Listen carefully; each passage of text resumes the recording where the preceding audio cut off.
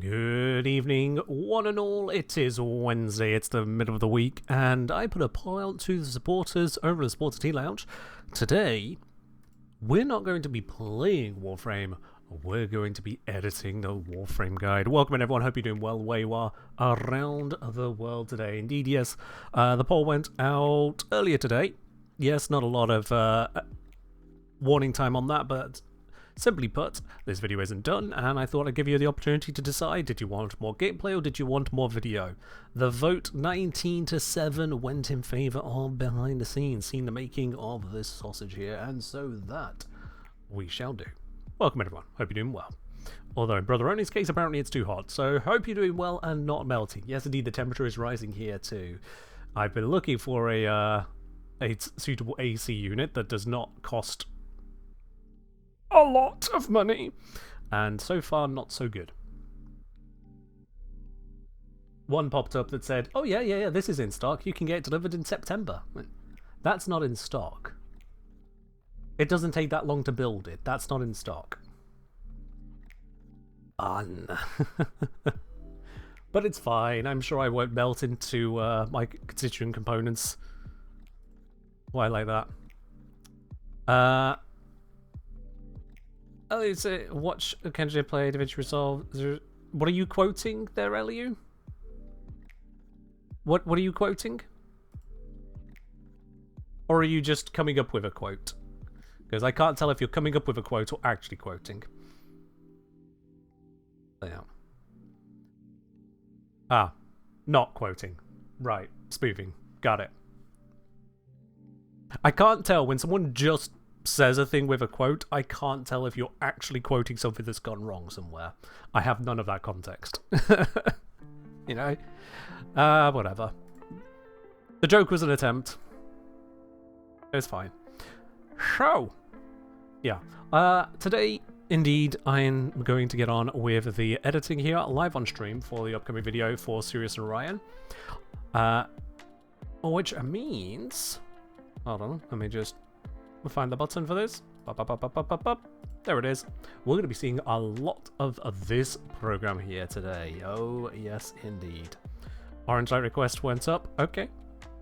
Yes, it did. Yes, there's a lot of things to manage at once, including someone quoting a joke at me. Like, it takes processing power to get through all of this. Bear with. There we are. In stock in China. If they sent it today, I could have it in September. Oh, I see. It's in stock on a different continent. Yeah, that works. Yeah, that works. Right, yeah. So, we're going to be focusing on this.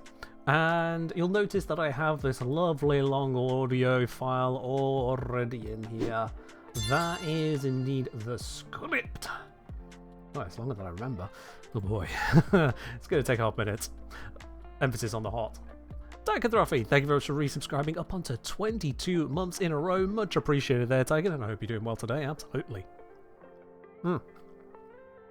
Cheers indeed. But yes, so this has been a long time making. It's taken longer than I intended, and part of that has been, it's not been the most enjoyable video I've ever put together. I'll be very honest with you. This one has been more than a little bit of a grind in getting through. Oh god, that is bright. Please get rid of the white screen. Thank you.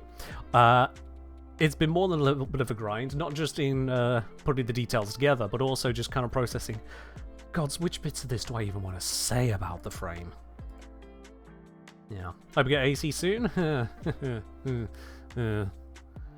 Like, I could get some in a couple weeks. Hold on, let me bring back up the links on that. I did have a look earlier today. Let's see. Not in stock, not in stock, not in stock, not suitable. Delivery available by 25th of August this year to maybe 16th of January next year. Yeah, that's literally, they're still building it. That doesn't count. Not in stock, not in stock, not in stock, not suitable for a rental property. September delivery, October delivery. Aha! Something that could be delivered in July, supposedly. Now, is this one an actual legitimate unit? Brand 6 capital letters that make a roughly pronounceable word. That's not a legitimate brand, is it? this is what I run into. This is what I run into. All that's left in stock is probably a scam, if nothing else. Plasma Storm of the 881 variety. I'm much appreciated on the resub there, up onto 9 months, and I hope you're doing well today. Cheers for that. Yeah, especially as that portable one, even at that concerning branding, if nothing else, what they offer is £570 for the unit. And not a single real image of it. Yeah, no, that one's not legit. God damn you, Amazon. God damn you. Yeah. Climate today it's a little brave putting out a video pre-Tenacon. Honestly, if I don't do it, then what's the point? Calamity is the point. I was planning on getting this out sooner. I put enough work into this, I might as well just continue with it. If D turn around and go, oh yeah, hi, yeah, you know that frame we just put out? We're going to be making changes. Here's our announcements. I'm like, okay, whatever. Then I could talk about that. And I could take some credit for it even though it's irrelevant. But, yeah, it is what it is on that. Buy your AC in winter, it gets cheaper. Thanks, Mirrorlabe. Much appreciated. Cheers, bye for the hydrate. Okay, let's get cracking on with this. So, I have not just got the audio here. We can see I've got a whole bunch of video scenes recorded. Vast majority of them today, once I got the whole plan together. And when it comes to scening plans, I really do just put a text file of plans. Like, genuinely just, hey, here's the different bits I could go through at this stage throughout the script. Because why draw out a storyboard and whatnot when I can just write it out? Because the only person who needs to understand it is me. And then I put it together. Pretty much. Why are there two mirror labes? Because. That's because. Yeah. Now, I don't expect there to be any real Sirius Orion changes announced at Tenacon, although changes within a month of it, quite possible. Quite possible. So, to get started at the start is the way to go. Opens up with the Arsenal Showcase of categories, which is actually, I think I did that one in a screenshot format. So that's where I also go through the pictures. Screenshots folder for Steam for all the Warframe screenshots. Wait for that massive folder to load, and then grab every single screenshot taken today.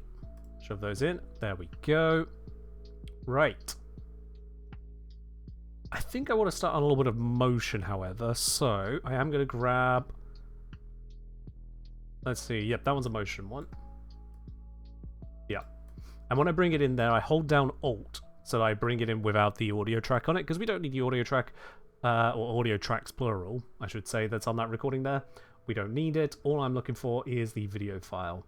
Let's trim these down a little bit, because I am going to need all of that space to work with. Pull in just a little bit. Sirius and Orion are not the frames the game tells you they are. Yep. Simple, good opening there. Are you all hearing the audio from that editing program nice and easy? That little bit of... Sirius and Orion are not the frames the game tells you. Yeah. Good. And I think that is a strong opening line. As far as opening lines go, that is... You're in the right place, because we're about to talk about something very different to your usual guide. So yeah. In the Arsenal, we're showing... We go to cut to that, so... Tells you they are. In the Arsenal, we're showing a couple details. One, they're... okay, that's too soon. One. And then it's here. That's where it was in the script. One, they're listed as damage and support. They're listed as damage and support. Oops. Get it on the S for support. There we go. We bring this in over here. I didn't need to hold down Alt for that, but I did. One, they're listed as damage and support frames, but not get on the for crowd control, so that it starts at the same time as the word. Little bits like that, just that little on syllable timing, just makes it a little bit easier to follow. So Warframes, but not crowd control and survival. Whereas if I were to move this across a bit, I'm just going to put a cut there so I know where it is. And you watch the movement of it. Let's move it a little bit less. Warframes, but not crowd control and survival. It's far too late.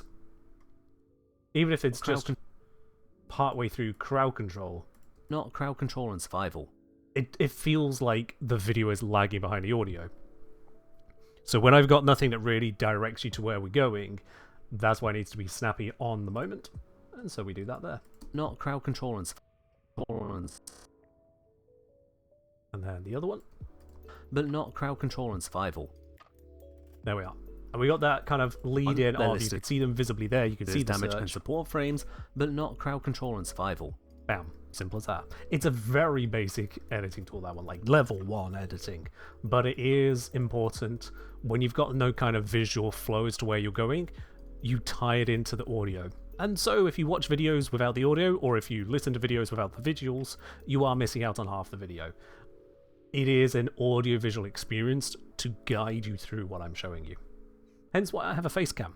You know, I could easily stream without a face cam, and you'd be able to just experience the stream, hearing me and seeing the game, or in this case, the video editor. But by having that face cam, you've got that extra layer of information, layer of communication of, what the hell am I doing with my head and hands? This! So yeah, adds a lot to it. And for those of you who are listening to this stream as if it is a podcast, get wrecked, I guess. It's a small thing you never considered. There's a lot of little bits and pieces that you just kind of pick up, and that's what a lot of the editing is. It's not so much all the fancy stuff. Like, motion graphics are great and all. You'll see those smooth, clean edited videos, the little elements that pop in or slide in, the glows, the focuses, the slight zooms, the transitions, all those bits and pieces, and they do add production value. At the end of the day, production value like that matters more to an entertainment piece. When it comes to a guide piece, if they're done wrong, they will pull you out of the guide. And if they're done right, they almost go unnoticed. So it's more about maintaining the presentation for me. From LAU technical question, clips in one track can be overlaid, only top one wins. They can be overlaid, and it's literally like you've got layers of paper on top of each other. If you have one big sheet on the top, the only thing you're going to see looking down is just that one big sheet. But if you have gaps in that sheet, then you can see underneath. So like if this was shrunk down, you can see the layer underneath it. And likewise, if this was translucent, if it was not a full opacity, you see half the layer underneath. So yeah, the layers there are order of priority of visual appearance. Audio isn't the same, audio is just layered together. But yeah. You assumed audio was included? No. So you see, these are the visual components, and these are the audio components down here. If I were to just drag in a video clip, just as is, you can see it comes in with audio components. But those audio components, 99% of the time, I don't actually need. I'm actually kind of fortunate in the content I cover that way, is that I don't need or want to have the game audio along the line. And likewise, this other track is actually my microphone recorded. So if I were to do a walkthrough, which I do on some videos, I do a walkthrough of a build that is done live, I'll record the audio separately to get a cleaner audio than just what the video recording software does. But then I can sync it up perfectly by lining it up with the audio track that's in the video recording. As we don't need that the vast majority of the time, the video clips and pictures are separate from the audio track down here. They are just distinct. They're listed as damage and support frames, but not crowd control and survival. And the question is, do I want to zoom in on this? One, they're listed as damage. They're listed as... That's the point where I then say damage. Do I want to zoom the focus over here? I think we do, yes. So, let's put a cut on that for the moment. We'll see what kind of zoom in position we want this to be. If I want it to end up over here, I think that would be a good place to have it. for the scoping. So let's copy, and then selecting all of these, I'm going to go for an alt paste of the video attributes. So we've got the zooming positions and whatnot. We got the anchor point because those are the things which have changed. So it's smartly picked those up. I'm going to paste all of those onto here. I'm also going to paste these values onto this one, but we'll scale that back. So what we'll do with this clip is we will maintain the zoom. The position anchor point is not going to change, but we'll keyframe the zoom there. And at the start of this, keyframe the zoom again, set that back to 1. And we'll just turn off the guide boxes now. They're listed as damage. They're listed as damage. And that was very fast. When we see that one, they're listed as damage. Jump in there. So I'm not a big fan of that at the moment. So what I'm going to do is move this over like 11 frames, add in that one. They're listed. So we get this now gentler fade into this. But even then, the zoom is still sudden. So I'm going to do another thing with that. We're going to go into the keyframes. We're going to pop this out. And we see we've got the graph here for the zoom. So you see it just kind of goes, not zooming, zooming, not zooming. It's a little bit harsh on the eyes. It is a little bit harsh on the eyes. So what we're going to do with that then, is we're going to take this one. We're going to say that we want it to turn into, where is it? There we are, a curve. And this one we're going to say curve out of it as well. So we got this transition now as to how fast it zooms. It's the acceleration of the zoom we're adjusting here. So let's just close out of that editor for the moment, just see how that looks now. They're listed as damage. And you see that difference? It is subtle if you don't know you're looking for it. But let me do this slowly. I'm going to just spam through the frames.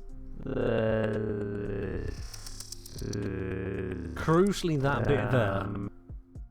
I know it's horrible with the audio, but crucially that bit there, you see how it slows down. I'm going to mute the audio for a moment.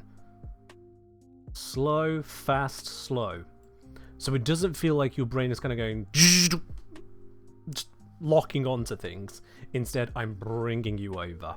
It's, again, a small detail to the edit there, but now I'm kind of walking you over to where I want you to look.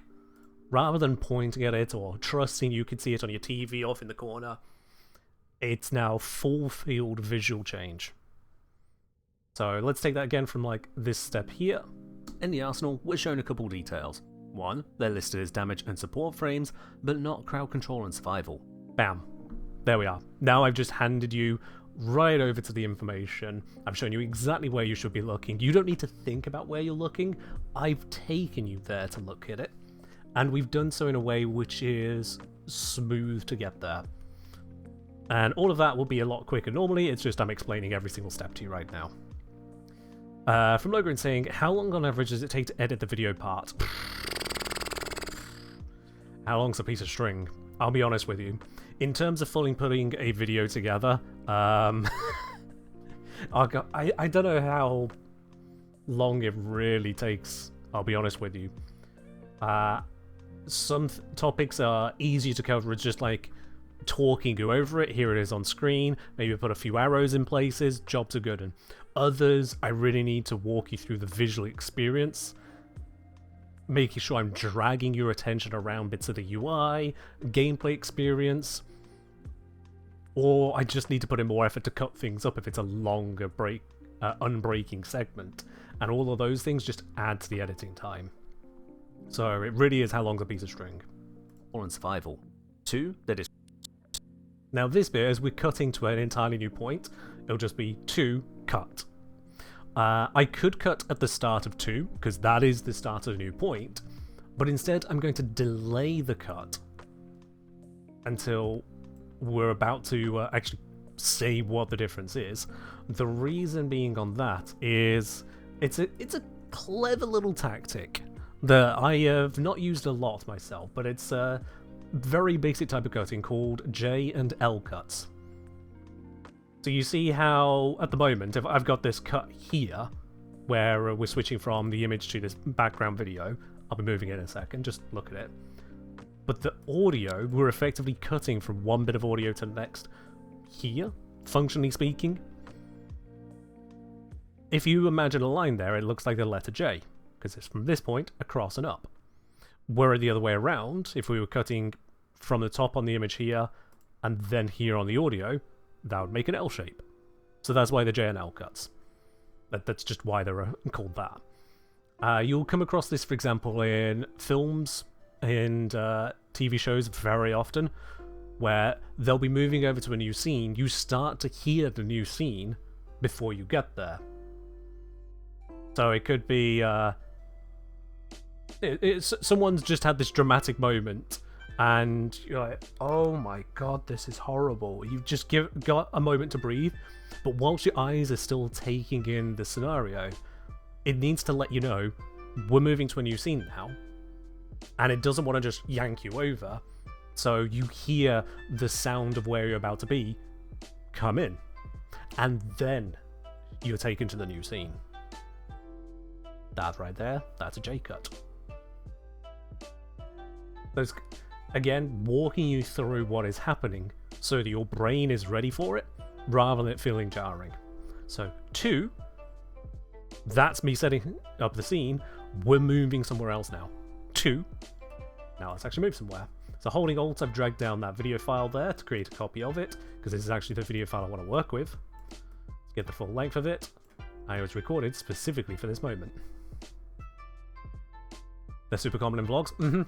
It's a very simple and yet very effective way of kind of stringing things together when they're otherwise not really strung together. This is very much strung together because I've done the whole 1, 2, and we're still in the arsenal, so I don't really need to do anything fancy with it, but it is still one of those kind of cuts. Control and survival. 2, the description calls out a... And here I just want to hard cut. I'm not going to do the zoom in, because I've already shown you where we're going and what we're doing. I've said description, so you know what we're looking at. So I'm just going to pop. 2, the description calls out a constant battle for supremacy and how they rain cosmic destruction. Alright, so my timing on constant battle for supremacy and rain cosmic destruction isn't great there, so let's change that. Because I'm doing the zoom cut, we don't need to worry about the fact that I'm getting rid of some of this time here, so you wouldn't notice it yourself just watching. The description calls out a constant battle for supremacy and how they rain cosmic destruction. Okay, I moused over that perfectly in the recording, not gonna lie. This is one of the benefits of script first, scene second. I know exactly what my voiceover is going to be, and I've already experienced the pacing of it. I didn't have that running, audio-wise, when I was recording it. I just remembered what I was saying. Calls out a constant battle for supremacy and how they rain cosmic destruction. And that's just perfectly timed. No retakes, no cuts, no nothing else needed there. It just fits. Yo! Oh/crazy to think it's already been 5 years. What a journey it's been. What a journey it has been indeed. Thank you very much, Quintus, max of the 60 months of tier 3 support. You've got an amazing golden starred emerald teapot right next to your name there. Very well deserved. Thank you very much for the continued support. Cheers indeed. Right. The description calls out a constant battle for supremacy. Yeah, we got that. If this is how you expect playing them to feel... So what I want to do is kind of breathe out from this moment here, so I'll zoom back out again. We don't need to be up close on it. If this is how you expect playing them to feel, they will feel bad. We're going to move from that point into a gameplay segment.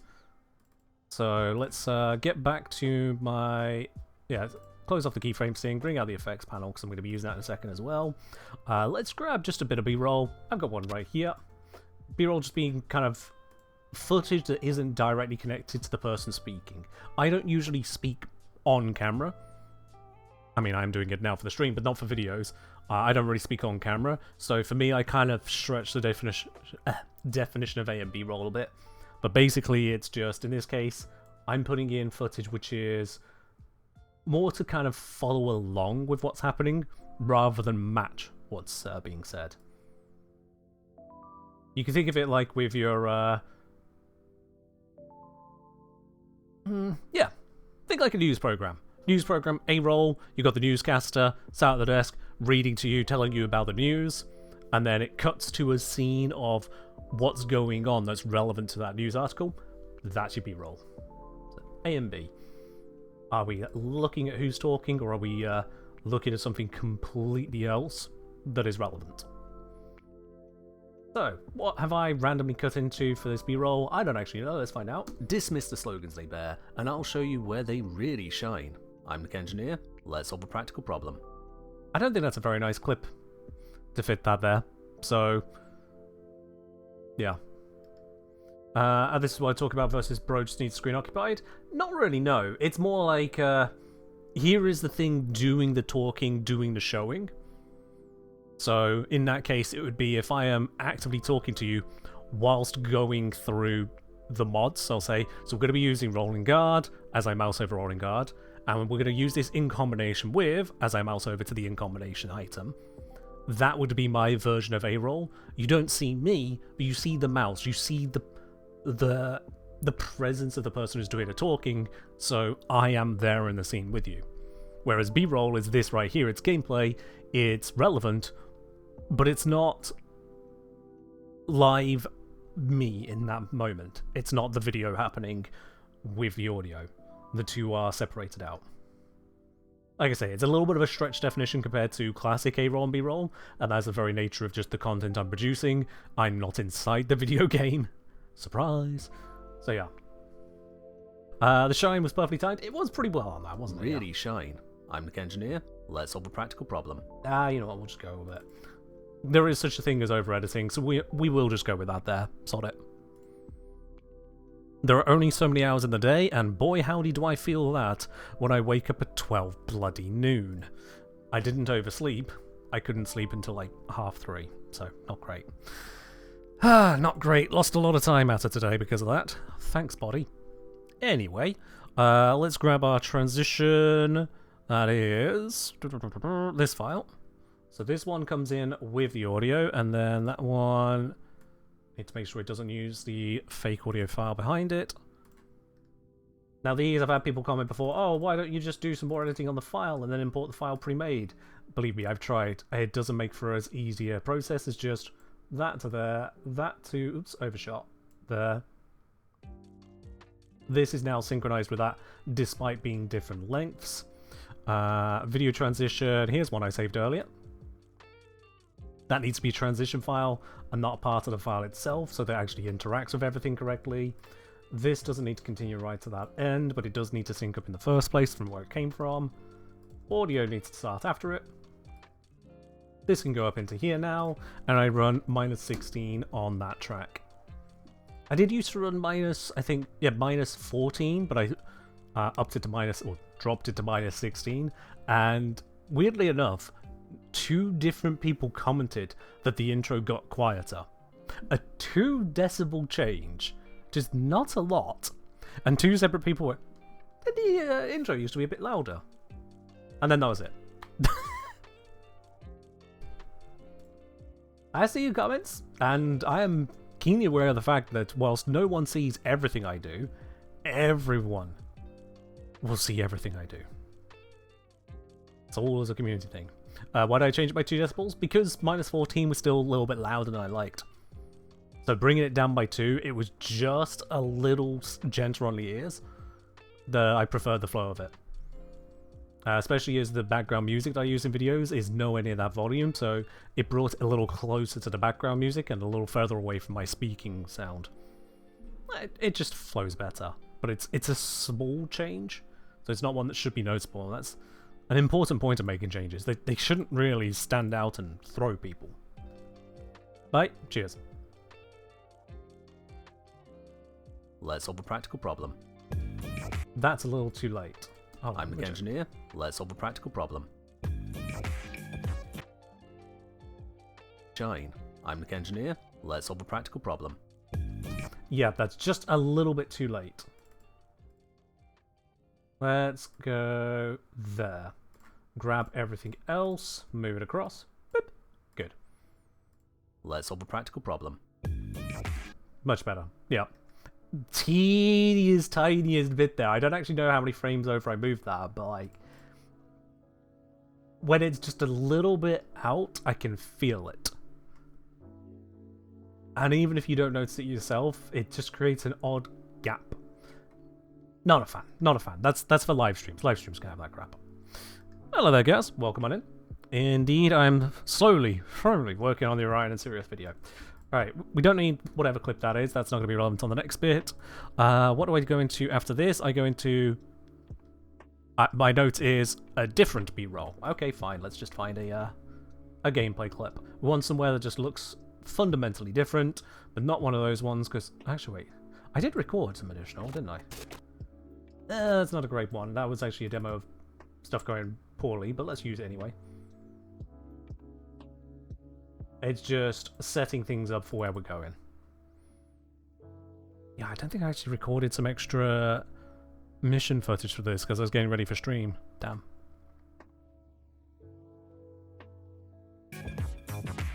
There's a lot to talk about with these two suns. Some of it practical, some... let's do that. Let's cut to... I think in this clip I actually went down unintentionally. I think I did. Can I find where... Yep, there it is.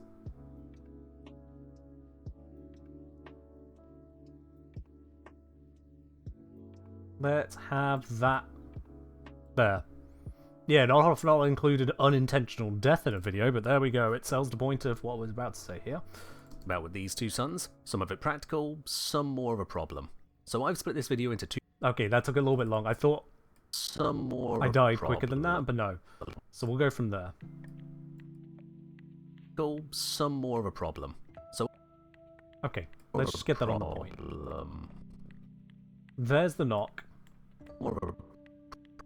There's the P for problem. That's where I want the problem to be. Do that. Some more of a problem. So I've split this video into two sections. So I've split... We'll do a cut there. L cut.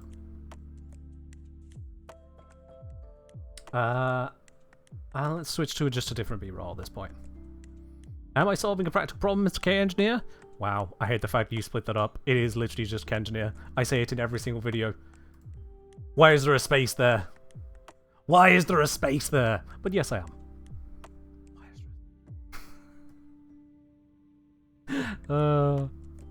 It's not the worst that gets done with the name, but bruh. Yeah, I don't have a lot of 3B for this. We're going to be using that later. That's a testing clip. Don't even know why that's in the feed. Let's just go part way into whatever this one is. That'll do. I do need to record some more bits for this, though. That's going to be annoying.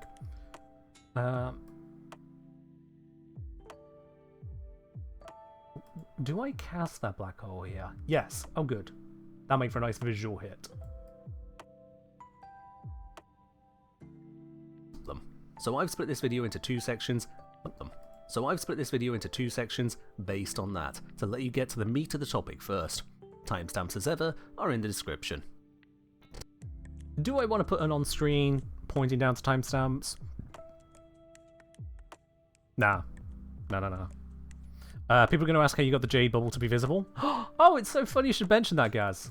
It's so funny you should mention that. Let me see. It should be around about... Like, heat damage over time. Hold on. Is it down there?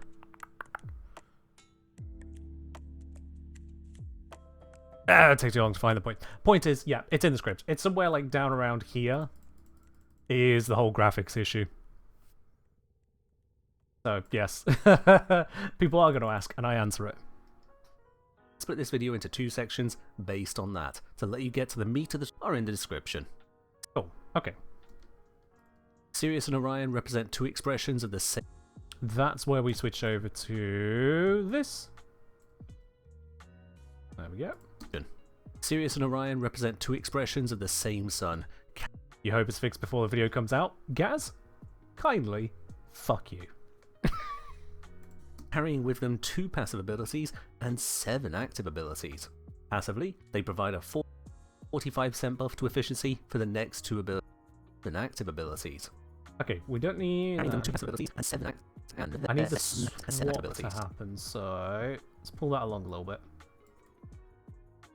Sirius and Orion represent two expressions of the same sun, carrying with them 2 passive abilities and 7 active abilities. That's what I need. Passively, they And then we go for you.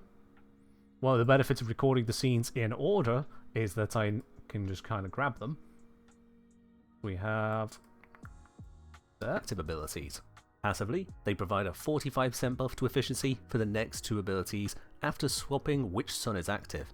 This applies regardless of how you swap and is additive to your efficiency stat up to the 175% maximum. The other passive is that if you cast and drop below. And then did I... Yep, I included it in this one. I made it a separate one. There we go. The other passive is that if you cast and drop below. And then we'll do a... I didn't need to do a cut there, but whatever. Zooming in on over here. 50 energy with... There we go. We'll zoom into that far. We can see all the energy sets up. And once again, let's go through the keyframes to make that a nice, lovely little curve. Bop. Bop. Bop. Bop. Done. Drop below 50 energy with the active sun, he'll leech energy from the inactive sun back up to 50. This is great for supporting cheaper abilities, but anything more expensive will still be locked out to you without a pickup. Both sons of independent modding. Yeah. From that, we then go back to just footage of a generic type. There we are. Both sons of independent modding, independent stats, their own energy pool, ability timers, and even buff bar. A buff applied to one sun doesn't necessarily apply to... I have a thing for this. Hold on. I think I recorded it rather late today, but I realized after the fact that it would be a good fit. Where was it? Was it you? Yes, I think it was you. Early on in that.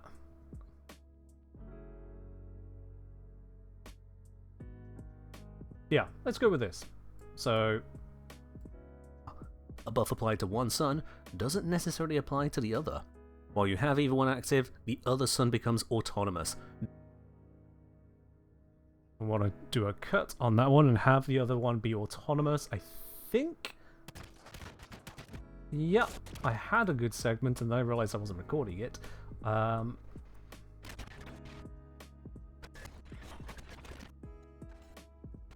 One of these, I have them go absolutely ham, and I just kind of leave them to it. Nope.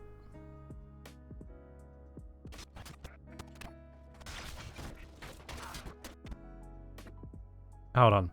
For everyone's sake, I'm going to briefly mute the desktop audio there, because I can handle having this choppy audio. I know a lot of people get pissed off by that.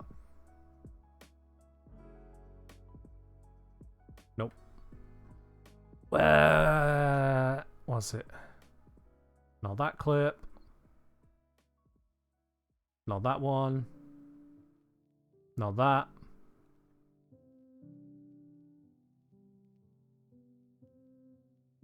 That's flying around a lot. That's testing. Did I not have this clip?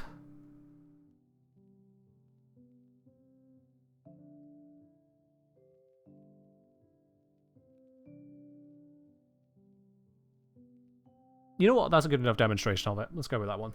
Right. Audio back on.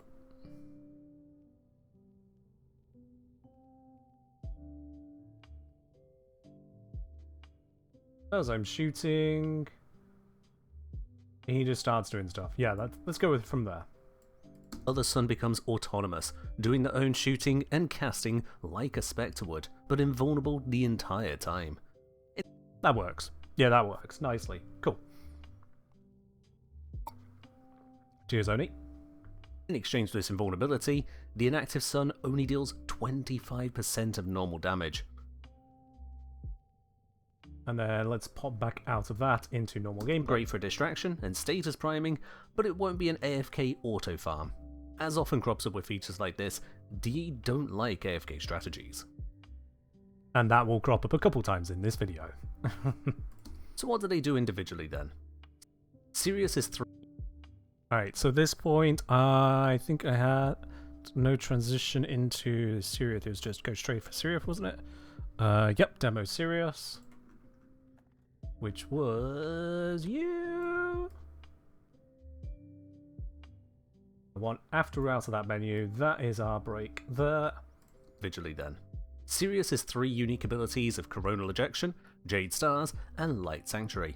Coronal Ejection throws his scythe forwards, affecting a line of enemies both on the outward and return journeys. This deals a low amount of damage and applies heat procs, scaled with ability strength and global status chance buffs like Citrine's Prismatic Gem. Do we need Citrine's Prismatic Gem up on screen? It would be good to have it there, so let me go grab that from the game real quick. Let's grab that. It's easy enough to do. Prismatic Gem. Do I want all the different stats showing red, green? That'll drag people's attention to it. It's fine enough. So I'm just going to grab a snip of that.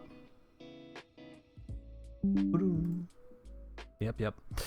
And let's save that into the citrus folder. There we go.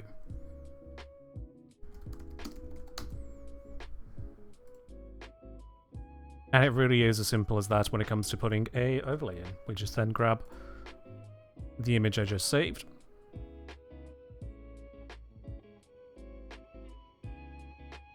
Gem. Just chance buffs. We do that there. Zoom it out a little bit. And I think I caught a little bit off the top there, so let's just clean it up. There we are. Easy. Woo! Chance buffs. A co-editing stream? Not sure that's quite how it's working, Simran, but okay. Welcome on in, all the same. Buffs like Citrine's Prismatic Gem. On the return journey. And then I'm going to use that to cut this away, whilst hiding the fact that I'm cutting this to create a slightly different moment, because I needed to... Actually, how did it just happen right there and then? Oh, I don't even need to wait. Oh, that's perfect. Like Citrine's Prismatic Gem. On the return journey, any pickups like ammo and orbs will be dragged to you at a discount. I love it when it just perfectly times itself. I don't need to do anything. Any pickups like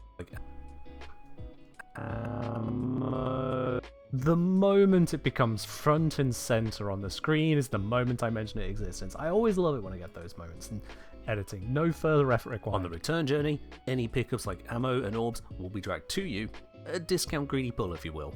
The damage is low. The heat procs mostly serve to reduce enemy armor and to otherwise make them briefly panic.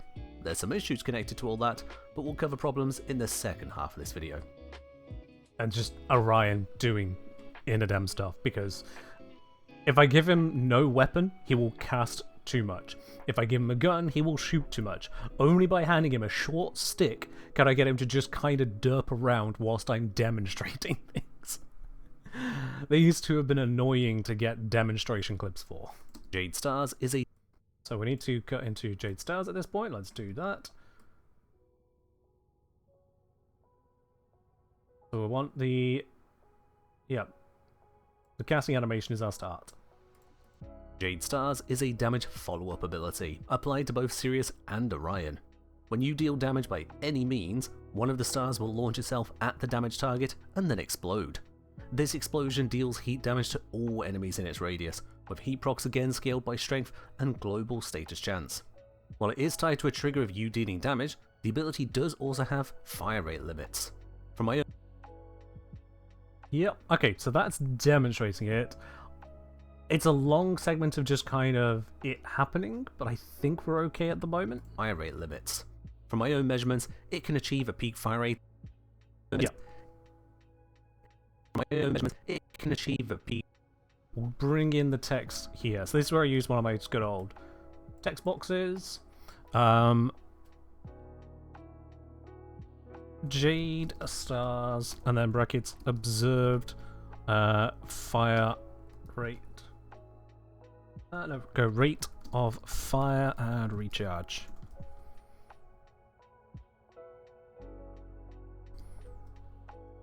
Peak ROF is, I know, 18. Recharge 6 per second. If I'm doing that, I should say 18 per second. And then let's format this all. 45 is usually a good spot. I've gone 46, whatever. This can be smaller. You fit. This can be semi-bold and a bit bigger. Not that much bigger. There we go. Color it so it's more clearly titles.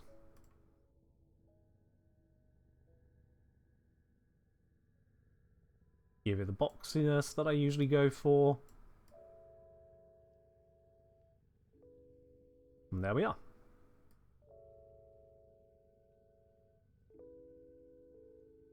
Add in just a quick, very brief dissolve, and then it appears on screen as needed. Achieve a peak fire rate of about 18 shots per second, quickly exhausting the 7 stars you have at maximum. Stars constantly regenerate at about 6 stars per second, so at maximum effect you can launch 10 stars in just over half a second, before becoming stuck at the 6 per second regen rate. These values are approximate from recorded. Okay, I actually ran out of clip there, but it's fine because I also just move over what I'm saying, so let's just do one of my cheesiest tricks, which is to reuse the exact same clip we just did. Because it helps reinforce the point, now you know more about what you're looking at. Just as it cuts into the big fire rate, we'll do that there. Just over half a second, before becoming stuck at the 6 per second regen rate. These values are approximate from recorded tests, going literally frame by frame as the value I'm going to do a little bit there of a slowdown. It doesn't really need it, but I'm going to do a slowdown just to kind of reinforce the idea of going through it bit by bit. So let's bring that down to 1/3 normal speed. Literally frame by frame as the values aren't shown in game. At a base 500 heat damage. Yeah, and then we'll cut out of the demonstration entirely there, back to gameplay. And what do you know, I've got Jade Stars active, that's perfect. At a base 500 heat damage, this is either a tiny increase to your DPS, or you're really under-equipped for anything more than a star charge. This is a bad part of the mission to be talking in, so let's just see if this was a better spot. At a base, find a spot where Jade Stars is active, we do a bit of shooty.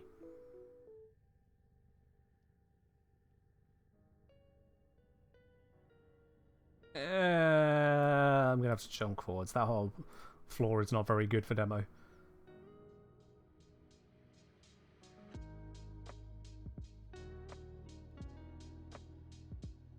We'll go from there. That looks like it should be workable. Okay. Now, so I must say I really like those moments in your videos, re-examine context. Half the time it is just a simple case of that of, well, I've shown it, but I've still got something left to say, so let's show you again. Why not? There you are. Melcy does say, it's pretty neat learning some DaVinci Resolve tricks in real time. Never knew you could individually edit text you highlight. This works in the text box. I don't know if it works so consistently in the text plus boxes, which are more powerful, but they trade off that power for their flexibility. But for the text boxes, yeah, you can select individual bits and change it. Just be aware if you change the entire box afterwards, it break. Yeah, if I copy this one over here and then do beep, the whole thing is now running off a single set of formatting. It maintained the color, but the font face and the size of it is now just standardized.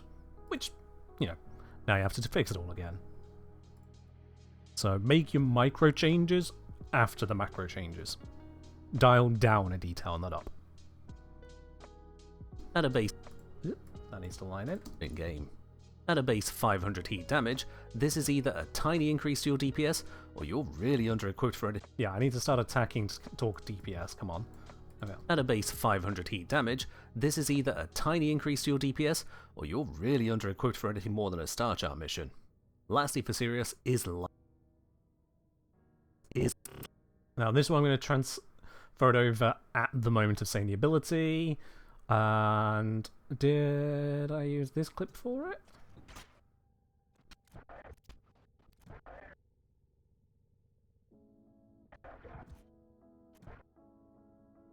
Oh no. Wait. Okay.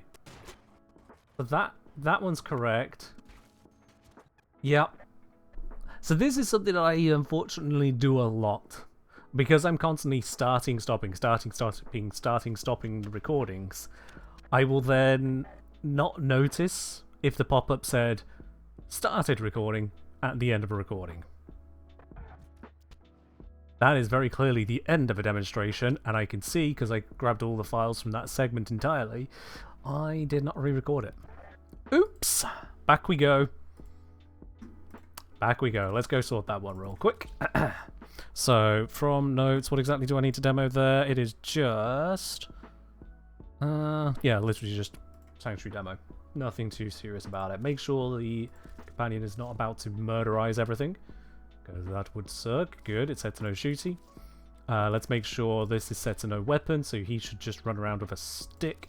Let's make sure it is a short-range stick. Good, okay. Right, let's just go quickly capture that again, because I messed up the recording. The multitude of creatures you have immortalized would cry out in thanks.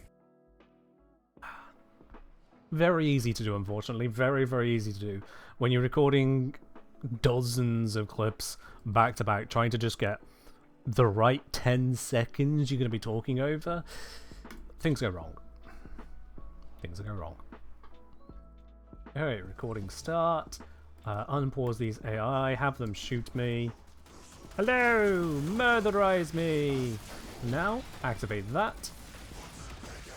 We're going to just kind of survive as best we can here. Please do not use too many abilities, because if he uses the crowd control, I'm going to be a little bit fucked.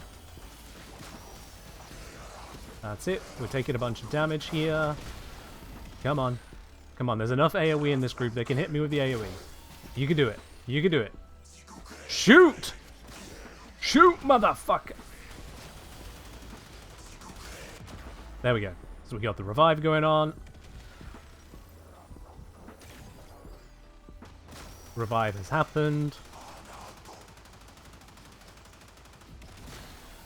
I'm hoping in a moment that my Orion's 2 is going to run out, the Astral Shell, and there'll be far fewer distractions. Oh, although I do still need to have the tank ability up that I'm demonstrating. There we go. So if I just kind of wander around, yeah, and I'm still in the bleed out timeout, so never mind. That, honestly, is a bit of a pants recording, but it might do the trick. We'll see if I can edit that into workable. Right, bring it in. Oop, that failed to bring it in. Bring it in. So, I've got the casting there. Let's go with that. It's got all that text down here, but it'll be fine. Lastly for Sirius is like Sanctuary. This is an effective defense ability, despite some downsides. It can expand to cover a large area, providing up to 75% damage reduction to all allies in the zone, including companions and even mirror defense objectives. Not only that, it provides a constant health healing that's objectives. And even I'm going to cut the demo there, actually, because I do have a gameplay clip of intentionally putting it onto a mirror defense objective. I think that was...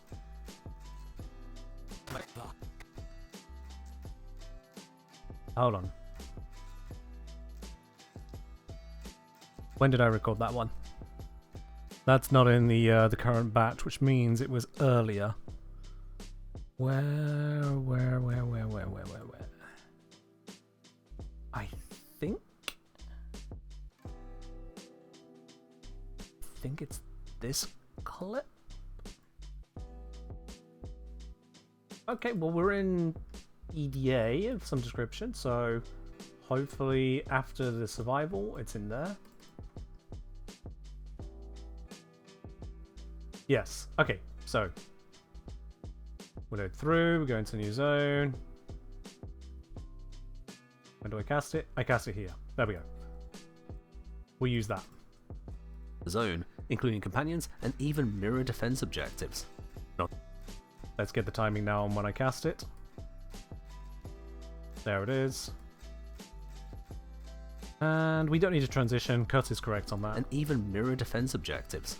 Not only that, it provides a constant health healing that scales with your strength and can passively revive any... Passively revive. We'll go back to the demo clip. Haven't used it yet. Need to go when it uses. Oh, it's over there.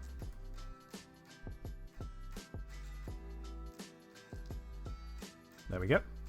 Reduction to all allies in the zone, including companions and even mirror defense objectives. Not only that, it provides a constant health healing that scales with your strength, and can passively revive any ally in the zone, including both your own Sirius and Orion. The zone does take 10 seconds to spool up to maximum range and effect, and the revive perk has a 60 There, I want to have this jump out with the information. So we'll go like that, zoom, crop it. Let's just crop it right down to that. Make it a little softer to look at. Then, up to maximum range and effect, and the revive perk has a 60-second cooldown per target. However, as a layer of defense, one atop many on this frame, it is a defense. And then let's get rid of that there, because we stopped thinking about it right then. Perk has a 60-second cooldown per target. However, as a layer of defense, one atop many on this frame. Yeah. Using that little bit of one atop as a, alright, that's done now. It's one of many. Putting it back on the shelf. It is a solid survival and support tool.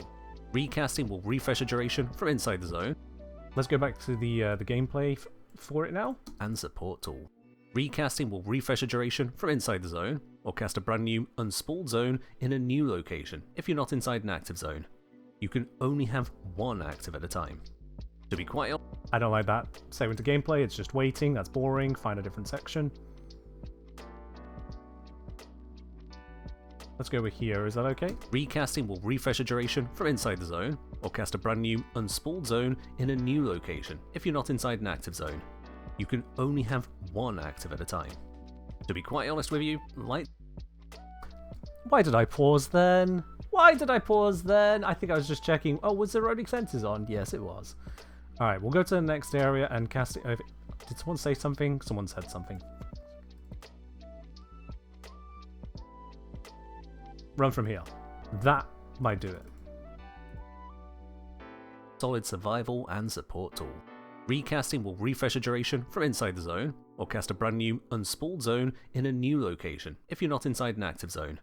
You know what? I like the placement of the zone in this clip because it really shows how it's really covering pretty much the entire room. You can only have one active at a time. To be quite honest with you, Light Sanctuary is the only noteworthy ability Sirius brings to the pair for most missions. Again, more on that later. For Orion, his three unique abilities are Gravitic Slash, Astral Shell, and Event Horizon.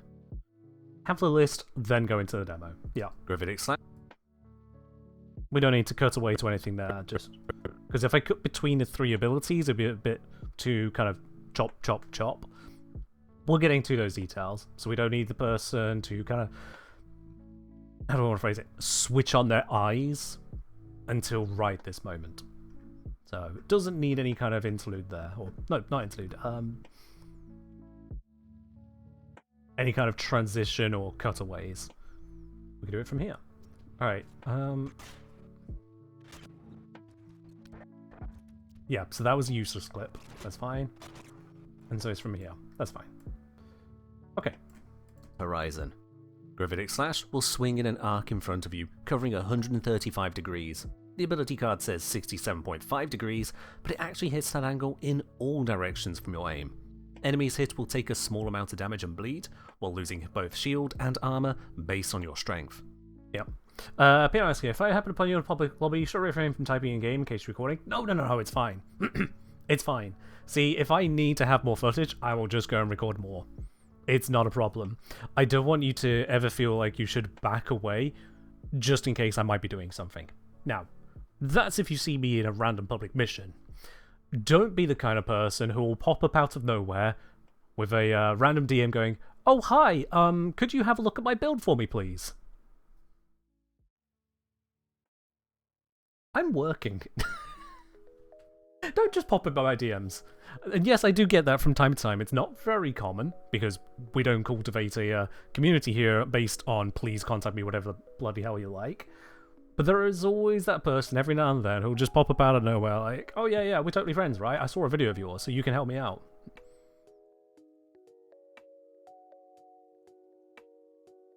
No. Unless you want to pay for it. There's a Patreon for that. Can you send me a 6-7 joke? Nope, you are not Pablo, so you're not allowed to. Pablo's not allowed to either, but Pablo keeps doing it anyway. Yes, that also is a thing with Sirius Orion. I don't even make a point of this one in the video, but in case any of you didn't notice... Hold on. Still dying. Here's what happened earlier. Let's just get rid of all those. Pablo trolls with 6-7? Pablo trolls you with 6-7 as well, Calamity. There were 2 in the Sirius and Orion update. 2 of them. Number 1 is... yeah, I believe it was with Pride and Wrath. I believe. Hold on.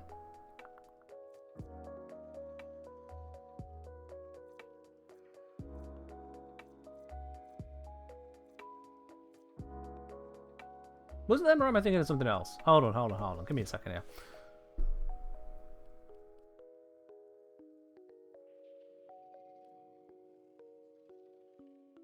What video did I do recently? I've actually already forgotten what I've done. Vectis, not Pride and Wrath, it was Vectis. Yeah, I knew it was some kind of radius. There it is. Radius. Radius on the Vectis Incarnon, 6.7 meters. Why is it 6.7? Why not 7? Why not 6? Why not 8? 6.7 meters. Interesting. I wonder who came up with that. It wouldn't be the guy who was making 6-7 jokes on the dev stream, would it? Definitely not. But then we come to Sirius Orion. Specifically, we come to Orion. Tell me, Jack, if something hits all the way around you, how many degrees is that covering? Go from dead in front of you, all the way to the back and back around the other side. 360? Correct! You're absolutely correct on that, chat. So if something hits from complete left to the complete right of you, that half a circle, how much is that covering in degrees? Would we say that's 180 degrees? I think we'd all agree that's 180. And so if something covers a little bit less than that, we're coming in a bit, but not by a crazy amount. Maybe if we're coming in, oh, I don't know, exactly the image that you see here. Where we step up to this guy, we swing, and you'll notice how the angle of enemies covered goes up there. It's not quite 180 degrees. It's a little bit less than that. It's around about, oh, I don't know, 135 degrees. But here's the thing with Sirius Orion, specifically Orion. Orion's ability card doesn't say 135 degrees, it says 67.5 degrees. This is not how you communicate 135 degrees of coverage. You don't measure from the edge to your point of view, that's half of the angle. You measure the whole angle. If you did total 360 degrees cover, you wouldn't call it 180 angle. So they specifically chose to mark this down as 67.5 rather than the 135 degrees it covers, and I have to wonder if 67.5 was chosen for a reason.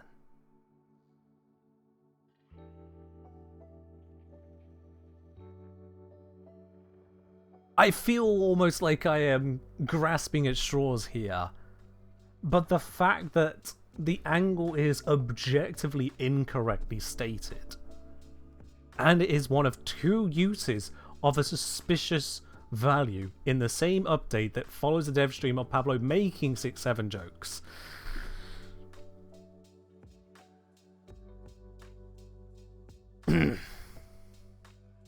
So, it ain't me doing it.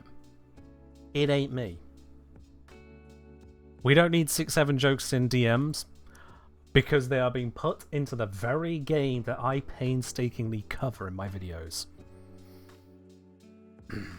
If you say, well, programmatically it's probably easier to just take the angle of the distance away from where you're looking at than to use the total angle. Yeah, sure, but that's not what's in the mod card.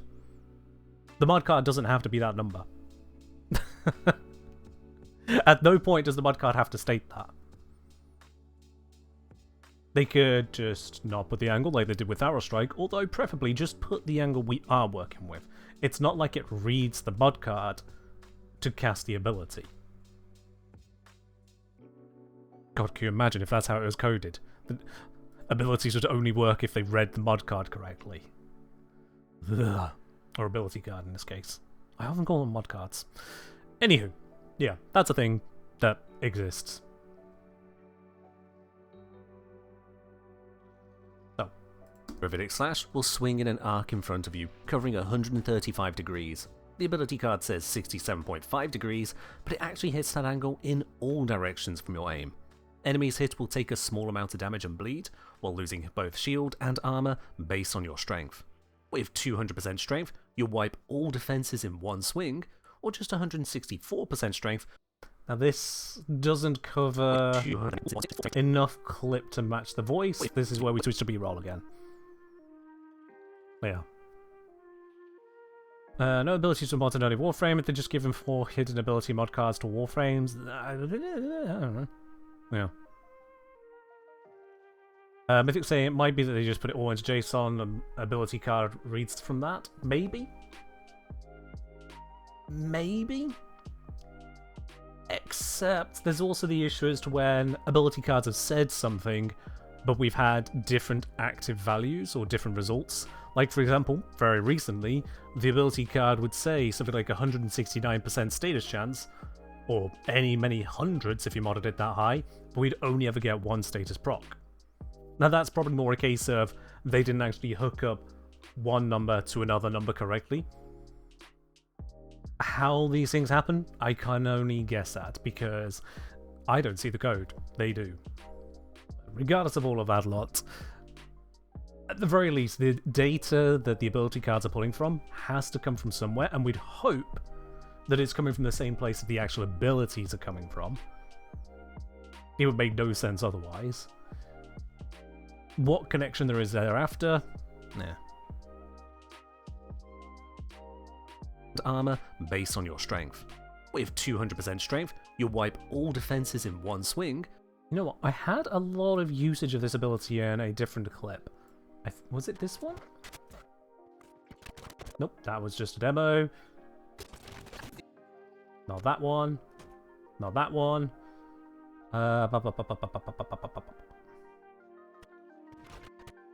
No. No. Gonna do y'all a favor, I apparently need to do a lot more digging. I think I use a chunk in this one. Let me find a spot where I use it repeatedly for that.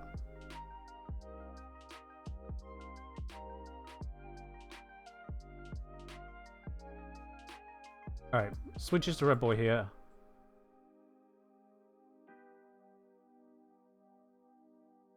That's not using the ability, god damn it.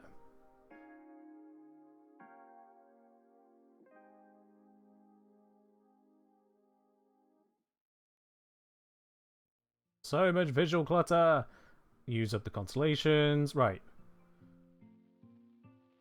Do we finally do it here?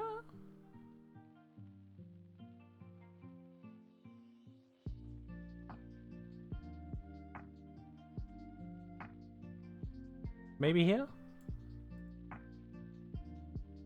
No, that's a black hole. Problem is I don't really have a lot of reason to use a very short range armor strip ability. It's just not that good.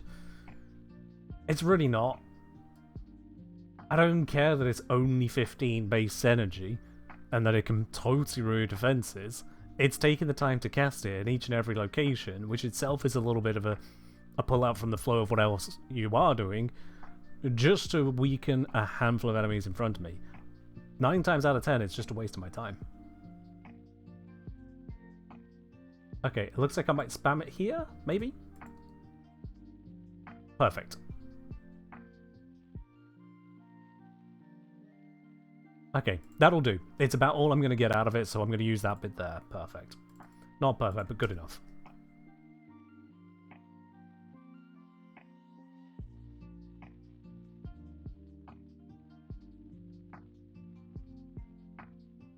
Yeah.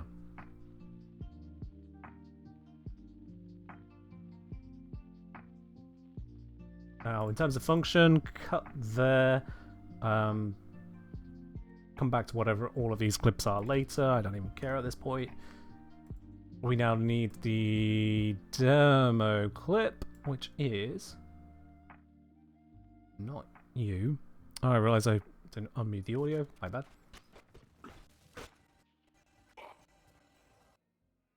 Yeah.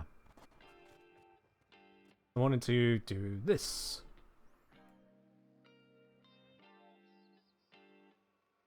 In terms of function, this is almost identical to Tharos Strike from Styanax. Same angle, same defense. Okay, why do I derp around on the front there for a bit? What the hell was wrong with me? This is almost identical to Tharos Strike from Styanax. Same angle, same Why am I... Please tell me I re-recorded. I re-recorded.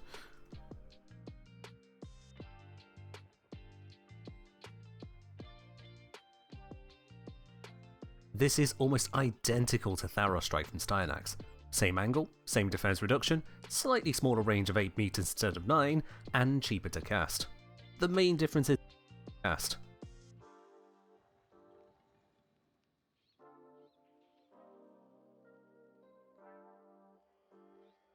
From there. And cheaper to cast. The main difference is in dealing more damage and applying slash procs rather than healing the caster. Astral Shell is a...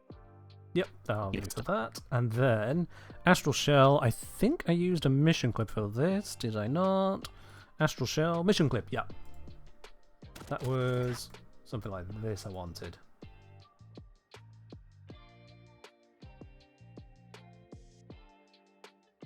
Yeah, right there. And healing the caster. Astral Shell is a very effective distraction tool. On cast, both Orion and Sirius become shrouded in energy. On either of them taking a hit, stagger, or knockdown effect, Astral Shell will deny the hit and create a decoy. This decoy only persists for a few seconds, but will draw almost all enemy gunfire while active due to enemies perceiving it as a higher threat. So long as an enemy can see you and the decoy, even Xmas units will prefer to shoot the decoy. This won't protect you perfectly, with AoE damage still hitting you by definition, and a 5-second cooldown on new decoys making it less effective on the go. Still, being able to make enemies of any level pay attention to something other than you for a while is a good way to not get killed. Do be aware. Honestly, I don't feel there's any break needed in all of that clip. Like, yeah, it's a very long clip, comparatively speaking, of just use an ability and use, but I think I've done a good enough job of making that the focus throughout there. Aware that your own self-stagger, such as from close range glaives, will also trigger the decoy. Combined with both suns getting the buff and the inactive sun being able to draw fire while invulnerable, this gives you a total of 3 distractions at once, also trigger the decoy. I don't want to have Black Hole, Event Horizon happen here, so we'll take that as the end of that clip, and we'll go back to some generic gameplay, like this one here. So, I want midway through survival, where a bunch of stuff is happening. Go with that there. Such as from close range glaives, will also trigger the decoy. Combined with both suns getting the buff and the inactive sun being able to draw fire while invulnerable, this gives you a total of 3 distractions at once pretty much all the time, massively reducing the amounts you need to tank. Finally for Orion is Event Horizon. Let's get there. Find demo clip of Event Horizon. I think I used this, didn't I?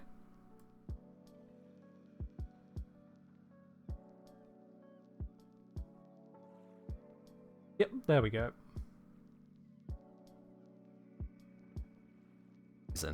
This visually stunning ability will ragdoll and group up all enemies in range, vulnerable to crowd control, with no line of sight required. The visual of the ability doesn't reflect your actual range stat. For that, I have a clip of demonstration.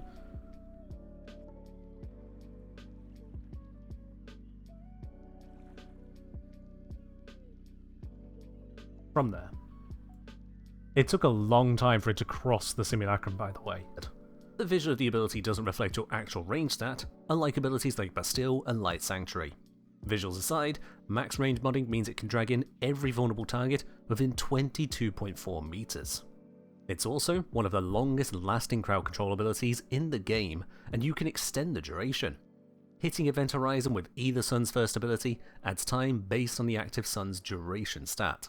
Orion's hits will also send the Event Horizon away from him, while Sirius will pull the Event Horizon closer. Event Horizon drift. That'll do. And then go to a gameplay segment. I think I had a Corpus one for this. I think I had a Corpus one for this. Or did I just, again, forget to hit record? That happens so many times, you would not believe it.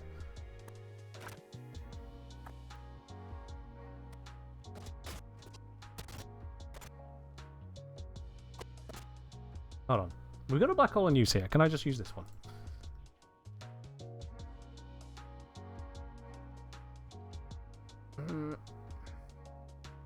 Event Horizon drifts around with apparent friction.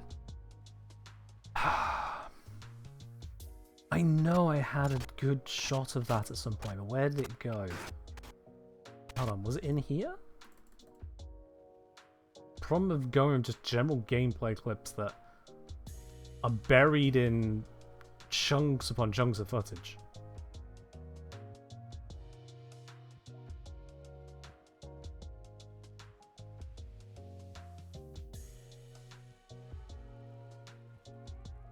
Let's try here. Yeah, there's the casting of it. Closer. Event Horizon drifts around with apparent friction, so after the initial cast and any scythe-based redirection, it'll quickly lose speed, but never. I didn't pay attention to it. Dang it! Okay, checking for other Arinos. Nope, nope, nope, nope, nope, nope, nope. Nope. Alright, you know what? Let's just get one. This is going to be so much better than digging through all of that. Let's just record one.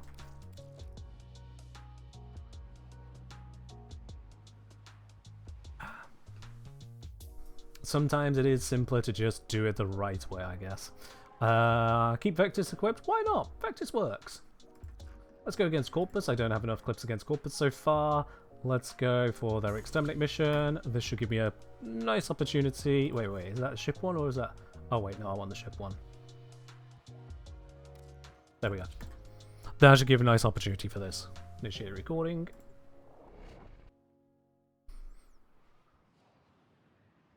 Those three you've been playing for an hour will go in a moment. Alright. Let's start with you. That I thought was going to be energy. Never mind.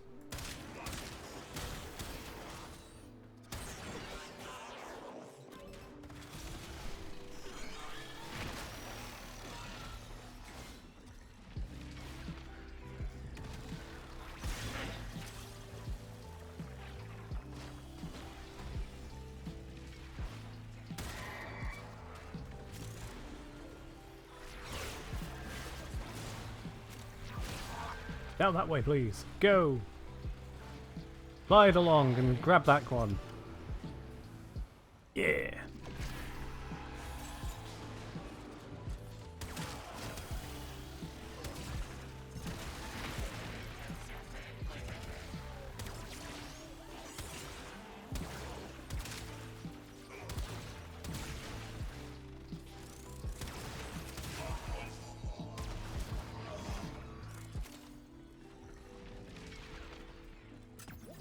God, that thing moves so slowly.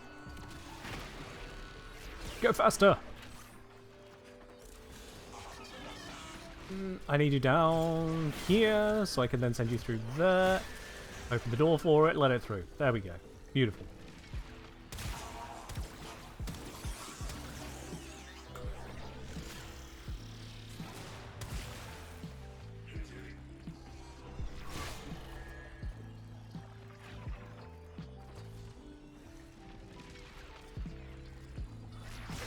I just...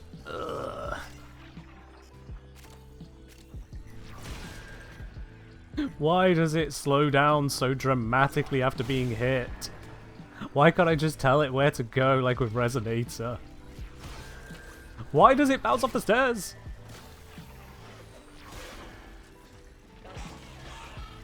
Yeah, I'm babysitting this thing, moving it around, but it's just like...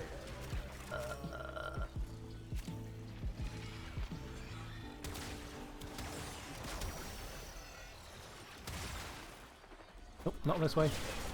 Come on. Move it along over here. Move it along. How is this not hitting? There we go. Well, Black Hole's gone that way now. Nope, nope, nope, nope. I know, Sirius hit you with his scythe, but you don't need to go that way.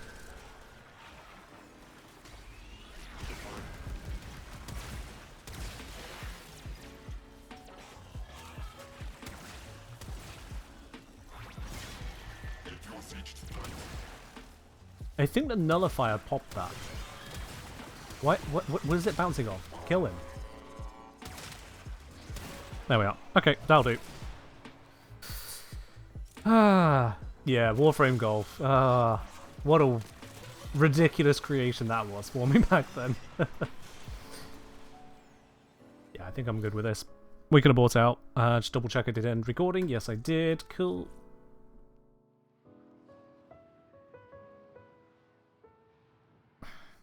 Yeah, I'll be very honest with you. I'm not a fan of the movement tech on Event Horizon. It has all the trappings of being interesting, but it's just got too many drawbacks, not enough utility. It's frustrating. And frustrating is not the kind of gameplay I go for in Warframe.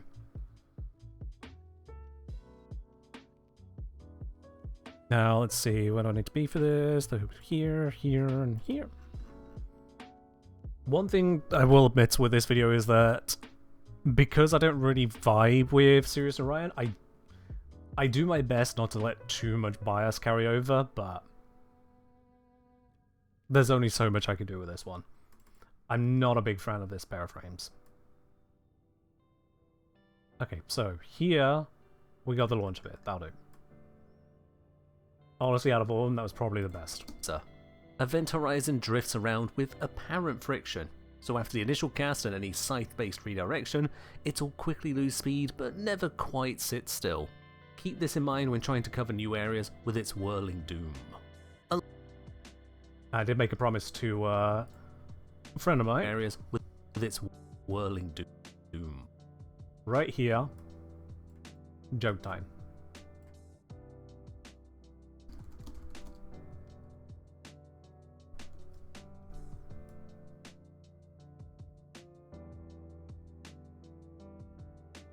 And let's just pop it down the corner there. Doom? Did you just say Doom? What the hell is Doom? Why am I getting dragged? Yeah, we'll add that. That'll be the other one, is I could put in why am I getting dragged, but just whirling Doom. I found a way to include the word Doom whilst this is on screen. Keep this in mind when trying to cover new areas with its whirling doom. And then we need the cut. So, where do we cut to from there? What is next bit of scripterinos? It's whirling doom. Oh, nope, I'm at the wrong part of the script.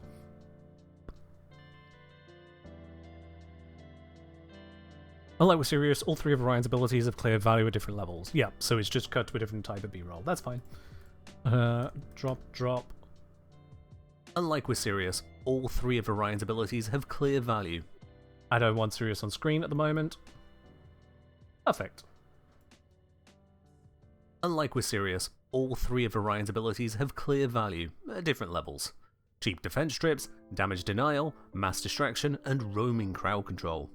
Across the two suns then, 4 out of 6 abilities are decent or better, with 3 of them being defensive. This all brings us to their shared ability, Celestial Clash. And now we need the demo of Celestial Clash, which was... not you, that's the fail clip further down. Did I open with a demo? Hold on. Plan. Use footage of mission where clash happens. Right. I recall now. It was this one. Alright.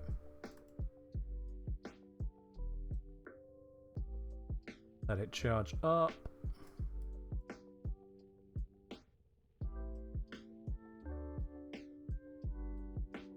Oh, this is visually noisy.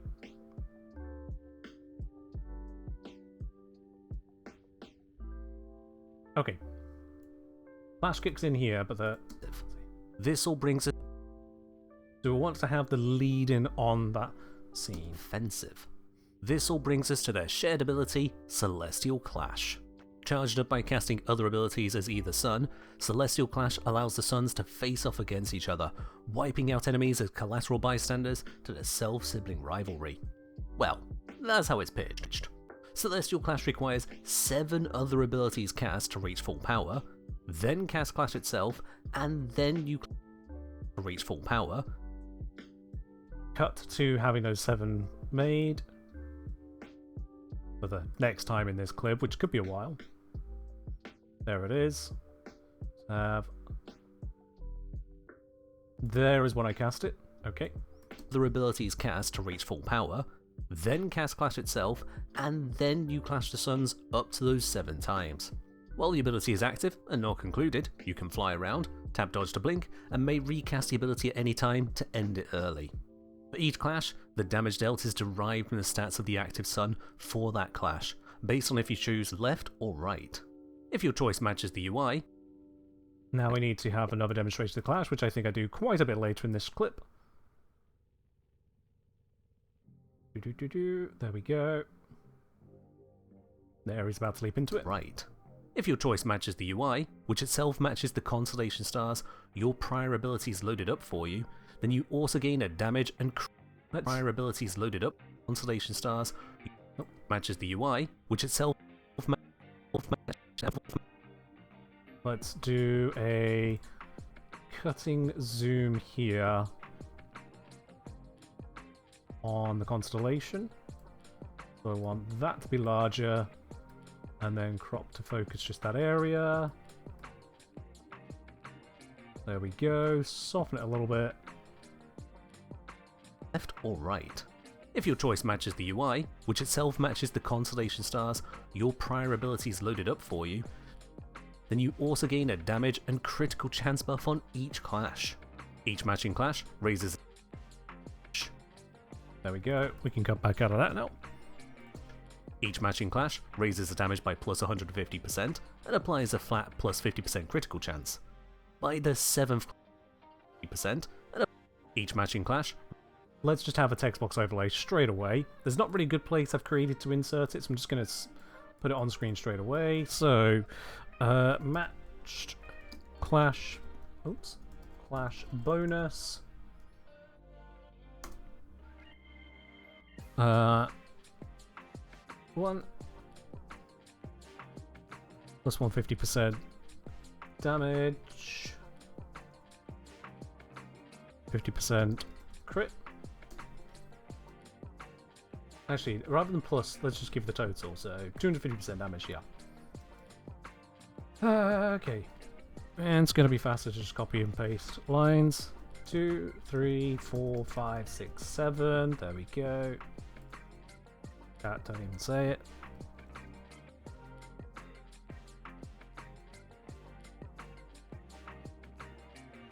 And that is then 550.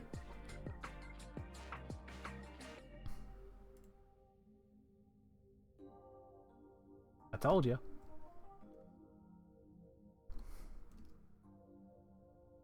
And then that is 850.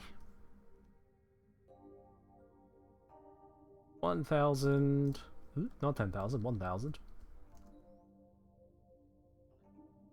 And 1150 to end.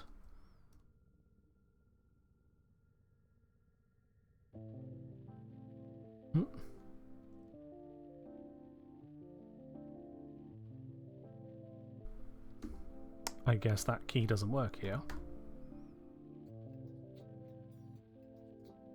Okay. Yeah. There we are. No, that was me, Calamity. And then once again, we make that more of a title, semi-bolded into yellow. And let's match these crit values up with crit colors, just to help reinforce what exactly each of those values mean.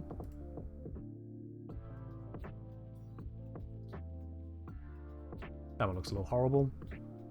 Gonna make that a little lighter, just a little bit.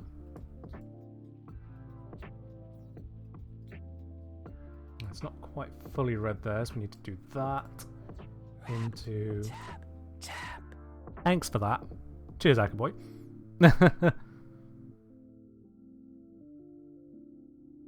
And then darker red. Now that all looks a little horrible at the moment, but once I put in the background to it, boom, there it all is. Mostly. It's tidied up a bit.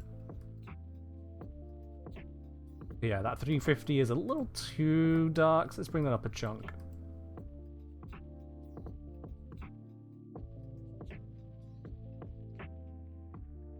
Yeah, that'll do. It's good enough. Alright. Dark red's a bit hard to read? Yeah. I've made it a little brighter there. It brings it out a bit. Mostly the information is there and it's read out as you go through. If you can't put two and two together, it's a little bit of a lost cause. But it's mostly just kind of sell what's going on. Each clash.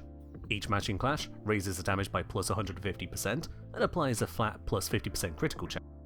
I'm going to give that a little bit of a transition. Let's go with a... Each matching clash. There we are.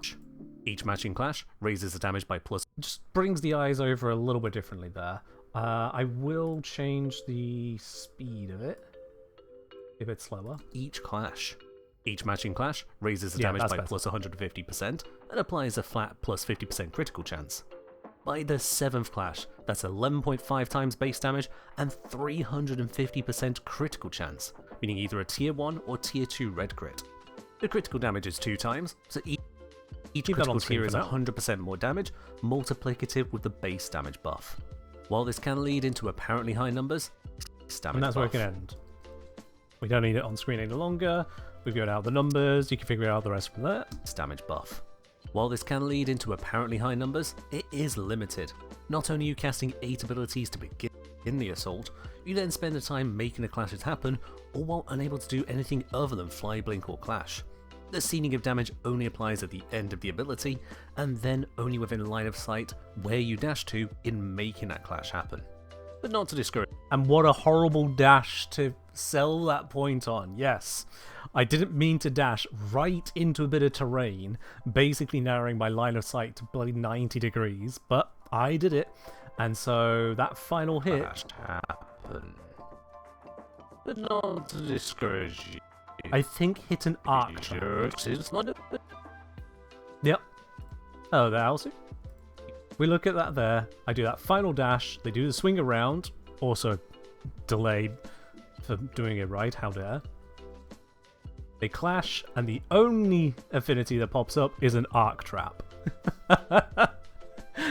Despite all of these enemies on my screen in various locations, line of sight is blocked to every single one of these enemies. Every single one. These are off down a corridor. These are still coming through that doorway. These are down out of sight behind like a railing. This one's behind a railing. Those are off on the other side of the room behind pipes. Those are off behind further cover just in the distance. Every single one of them, despite being in range, is not in line of effect of the ability. The only thing I can hit is an object. An arc trap. Yep, that's how I feel about this ability. I don't care about the high numbers, I care about the fact that it just feels awkward to use. So. While this can lead into apparently high numbers, it is limited. Not only are you casting 8 abilities to begin the assault, you then spend the time making the clashes happen, on the spam, honestly. all while unable to do anything other than fly, blink or clash. The ceiling of damage only applies at the end of the ability, and then only within line of sight where you dash to in making that clash happen. But not to discourage you, these limitations of damage and line of sight do not matter for two things in particular: the flight and the crates. Flying around. And I know that not explaining anything about the crates right there and then, that is intended to just get you going, wait, what? If you don't already know about it, that's the entire point of not explaining right in that moment. It's literally to drag you on and go, come on, do you want to find out more? Keep paying attention. It's almost like... It's like in-video clickbait, I'm not going to lie. But it's not bait because it does go somewhere.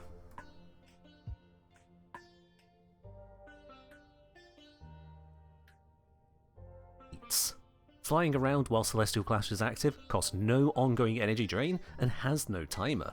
You get to fly based on movement speed, not sprint speed, and blink based on your particle velocity bonuses. This can be a quick way of travelling around, although not quite as quick as Titania. For crates, I'm not going to include a clip of Titania there. That would just make this seem absolutely glacial. Let's not do that. Celestial Clash ignores line of sight as quick as Titania. For crates, and then once again, we're doing a J-cut. I say for crates, then we get to the crates. For crates, I think it was this one I saved. Yeah. Load into the mission, get us going on it.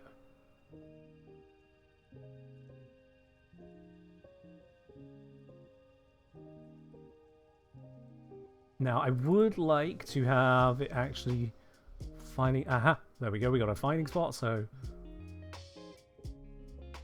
Let's see, how does that work out for us? Yeah, let's go from there. Although not quite as quick as Titania. For crates, Celestial Clash ignores line of sight for damaging objects.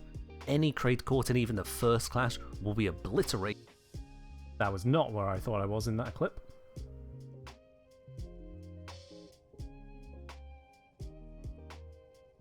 Go from there. For crates, Celestial Clash ignores line of sight for damaging objects. Any crate caught in even the first clash will be obliterated, allowing Sirius and Ryan to be surprisingly effective crate busters that can I ran out of energy at this point. fly up to the heart. Rough. Yeah, let's not use that. I need a bit where it's actually a little bit more pop. We'll start that going.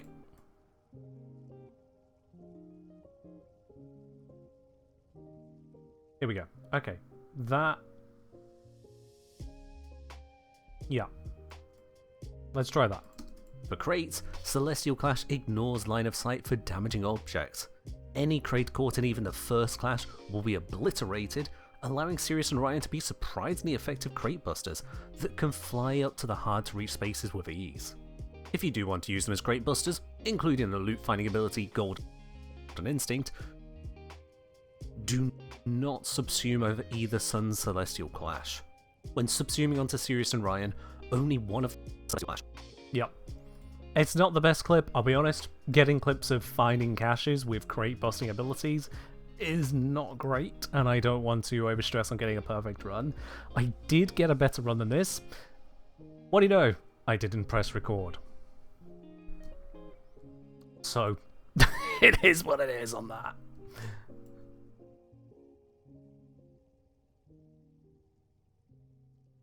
The Sun's Celestial Clash.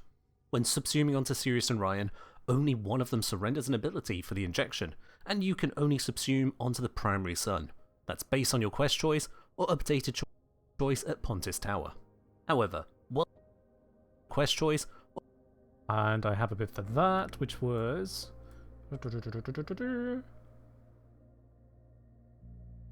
I've just remembered, I want to put a spoiler warning at the front of this video. This is heavy spoilery spoilers.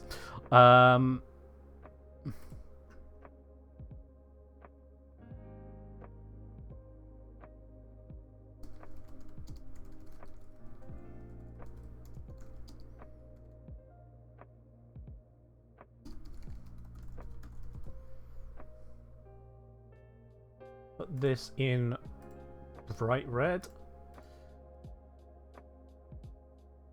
Make that one bold.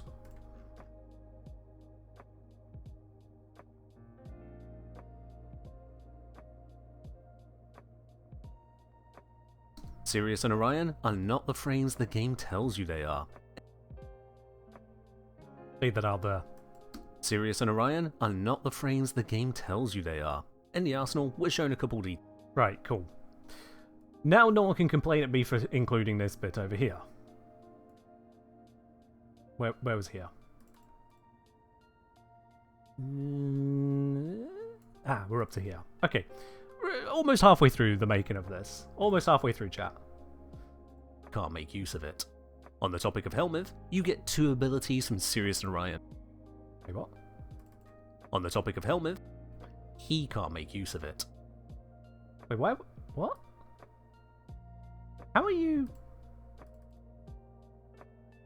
Matches the constellations, each matching. Celestial Clash ignores when subsuming onto Sirius and Orion. Only one of them surrenders an ability for the injection, and you can only subsume onto the primary sun. That's based on your quest choice. Or there we are. Okay.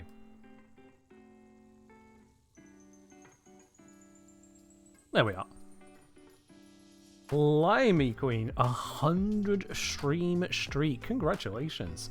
And thank you very much for joining in on so many streams in a row. Welcome in once again.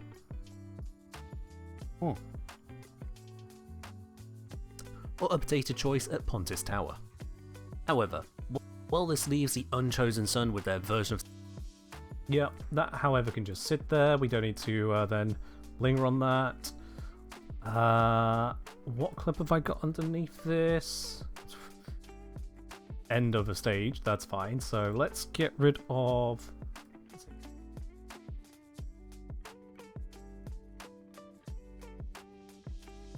God, it is just flying around. That's no good as a clip.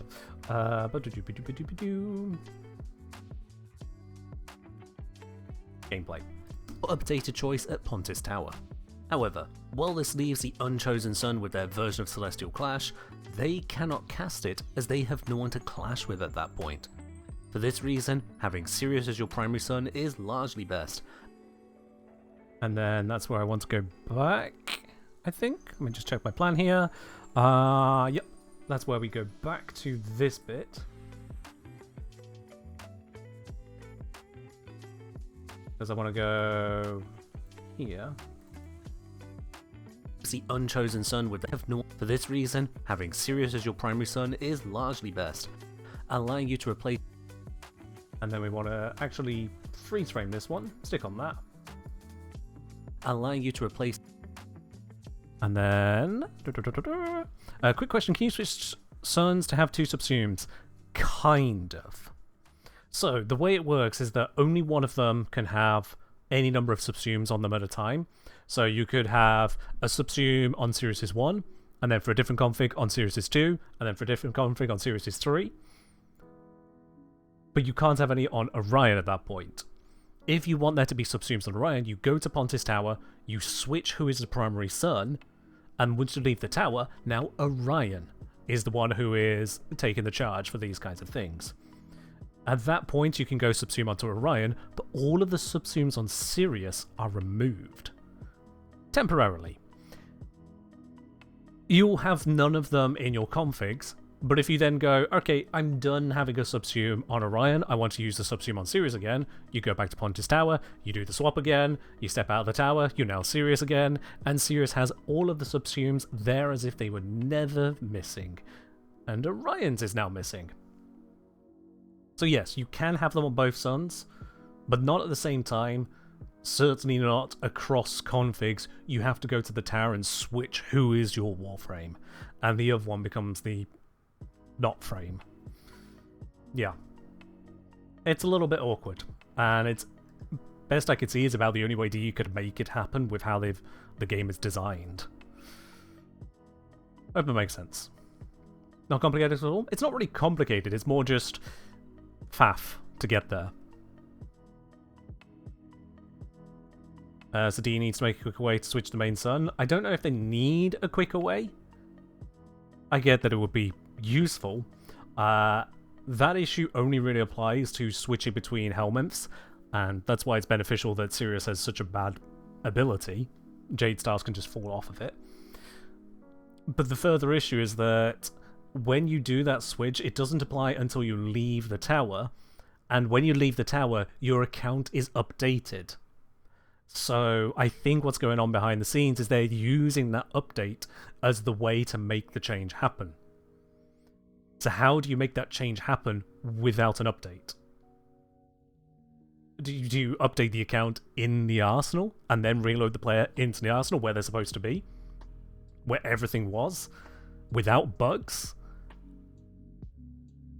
I don't know what it looks like under the hood there, but I have a very strong inkling that's gonna go badly if the simulacrum is anything to go by.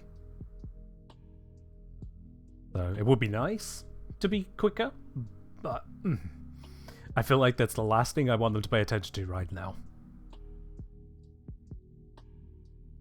Queen saying switching the main sun isn't awfully long. I mean, you're used to some serious loading times. Anyway, allowing you to replace his... Right, here I want to grab a file I've not loaded into this video yet. That is in my jars. There it is. Boop. The aptly named cross. So we want this on here. There we go. Now let's give that a transition in. Bop and bop. Pretty unhelpful. Bop, bop, bop, wop. From there, add nil opacity, which creates... allowing you to replace his pretty unhelpful jade Oh, that was too slow.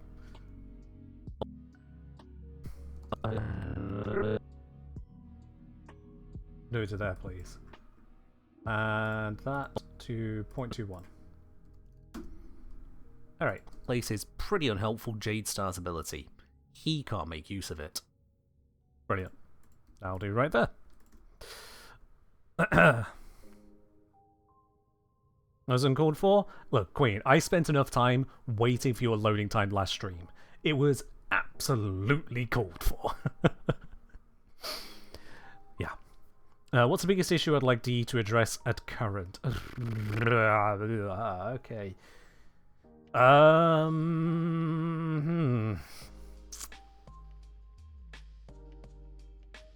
What would I say is the biggest one?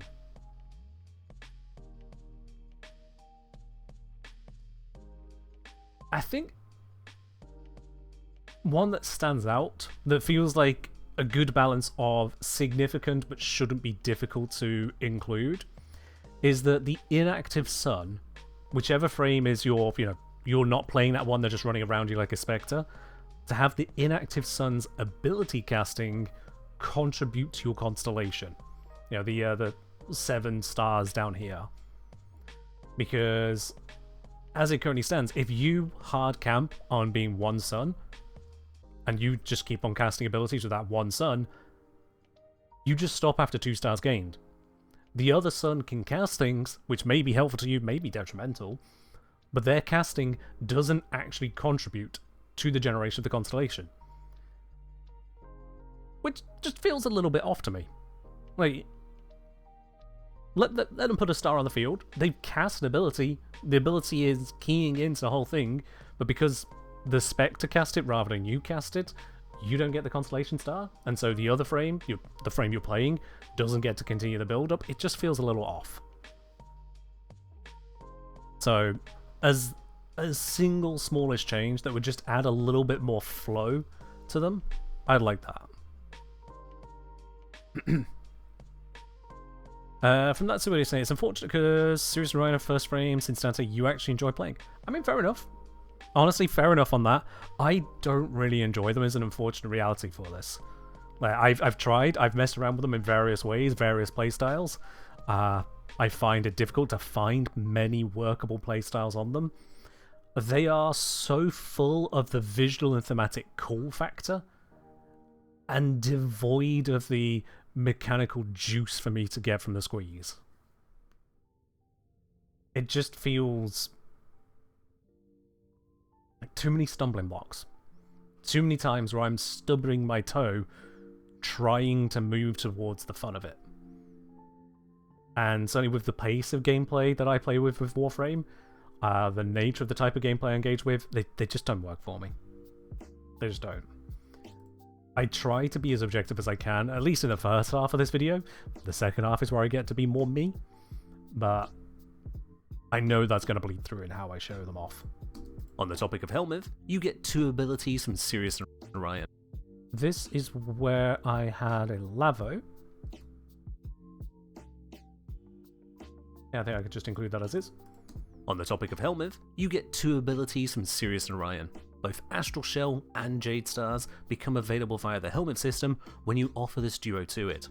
When subsuming onto other frames though, you have to pick between those abilities. You don't get both. I also cover that more in the second half of this video. I also cover that more in the second half of this video. Overall then, there we are. Don't want to subtract from the fact that they do need work. You seem to have these broken toys a long time. Oh, you're an Oberon main for the last 10 years. I mean, fair enough, fair enough.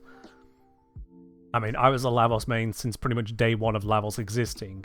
And it's only until Valence Formation came out that then a bunch of people went, oh my god, Lavos, yay, power! And to be honest, for a lot of people, that's just Valence Formation, the frame. I get it. I tried to be hypercritical of Lavos earlier, like taking the same critical approach I do with Sirius Orion or with Uriel to Lavos. There's plenty to rag on him about. But then the plus sides that I find that I enjoy with Lavos, I couldn't find matching plus sides for Sirius and Orion. That's where the problem is for me. I couldn't adequately justify the number of hurdles I'm leaping over trying to make them work, rather than play them. overall Again, that's all personal.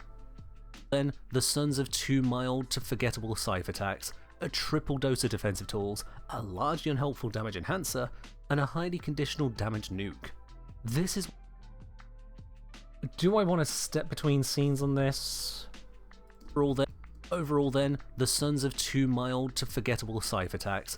I do want to skip between scenes on this, yes. So let's start bringing in the flash composition for this. Let's see. For the scythe attacks, that would be from down here.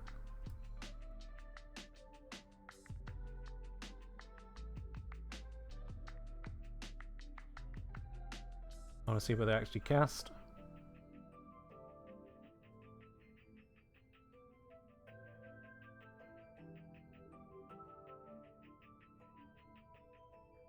There it is. Overall then, the Sons of 2 mild... Nope. I want the scythe attack to happen a little bit further there. Overall then, the Sons of 2 mild to forgettable scythe attacks, a triple dose of defensive tools, a largely unhelpful damage... Let's use the demonstration Jade Stars just to really stand out what I'm on about on this one. You know, this behind the scene looks like things. Glad you appreciate it. It's a little odd for me, like kind of showing off the background to it all, because I'm really pulling back the curtain for a lot of details here, like where the pacings are, where the breakpoints are, and like how I'm walking you through stuff. Not to mention, I'm basically giving you half the video without you watching the video. I don't want you to get bored when you finally watch it. Let's use the high fire bit there so it doesn't feel like I'm being too cheek about this. Overall then, the Sons of 2 mild to forgettable scythe attacks, a triple dose of defensive tools, a largely unhelpful damage enhancer, And then that's where I then go, and the... and nuke. a highly conditional damage nuke. Yep, so let's find... Oh, actually, we cut into it right there. Brilliant. Damage enhancer, and a highly conditional damage nuke. This is why I say the frame pair is not as it is sold. They are excellent survivors. And then for that, I had an amazing clip. Let me go grab that one. Where are you?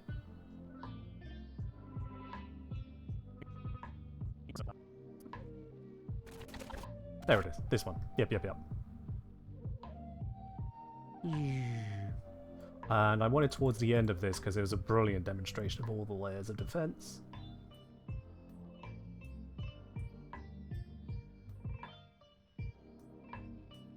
From there.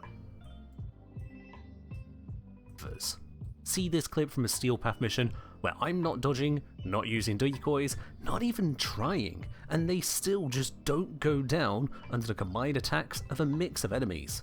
Sure, yes, I'm using some powerful tools to assist that, like my Sentinel's Guardian and Arcane Aegis. Good defense comes in layers, and this pair has many such layers. If Oberon is a paladin, with his healing and smiting, then Sirius and Orion are clerics of the void. They tank, control and debuff, saving the wrath of the heavens for special occasions. And I think, honestly, just that unbroken segment is a good demonstration of what I mean as to tanking. That's, what, 40 seconds on screen, I think? About 40 seconds on screen. The actual file that comes from, I think it's like 7 minutes long. I'm going to find the exact one now. That is 5703. On what date? Yeah. There it is. What's the properties on that? Clip duration, 7 minutes 1 second. Yeah. 7 minutes 1 second of just being stood in the mission, letting every single enemy do whatever they want in terms of damage. Every grenade, every rocket, every melee swing, all of it. I just let them go at it, because the entire test was, oh, hang about. Eventually I'm going to go down, I'll be revived by my ability, and then I can see if I will survive long enough for the cooldown to expire on the self-revive. I never went down! Just stood there, I never went down. It's a low-level Steel Path mission, they're only level 101, but it's still a good enough demonstration of, hang on, wait, yeah, you can really stack defenses together if they're suitable for the mission. See this clip from a Steel Path mission, then Sirius for the heavens for special occasions. So let's talk setups. The greatest function for both So let's talk setups. Greatest function, blah blah blah. I think that is where I needed to have my ridiculously small range clip. Let's see here. Yep, I was correct. That's the next bit. That is this one. Yeah.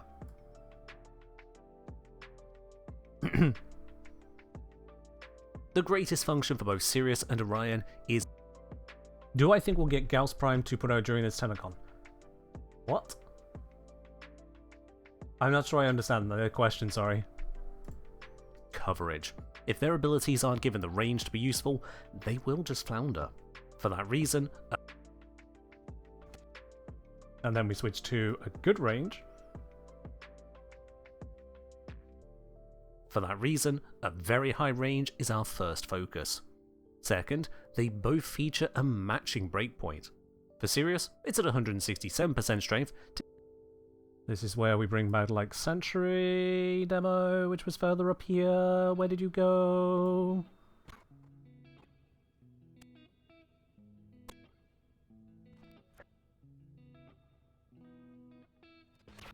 Nope.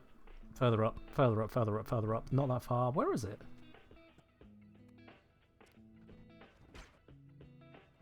Oh wait, the recording failed. I needed to make a new one. Yeah. So it'll be this one. Aha! There we are. Just don't because you really like Gauss. I mean, yeah, Gauss is a very powerful frame. I don't see any changes coming to Gauss in the immediate future because Gauss is in a good spot. A pretty damn good spot, if we're honest about it. Matching breakpoint. For Sirius, it's at 167% strength to get the maximum damage reduction on Light Sanctuary. For Orion, and then for Ryan, we cut to that other clip, which was not that one. Nope, further up. Was this one.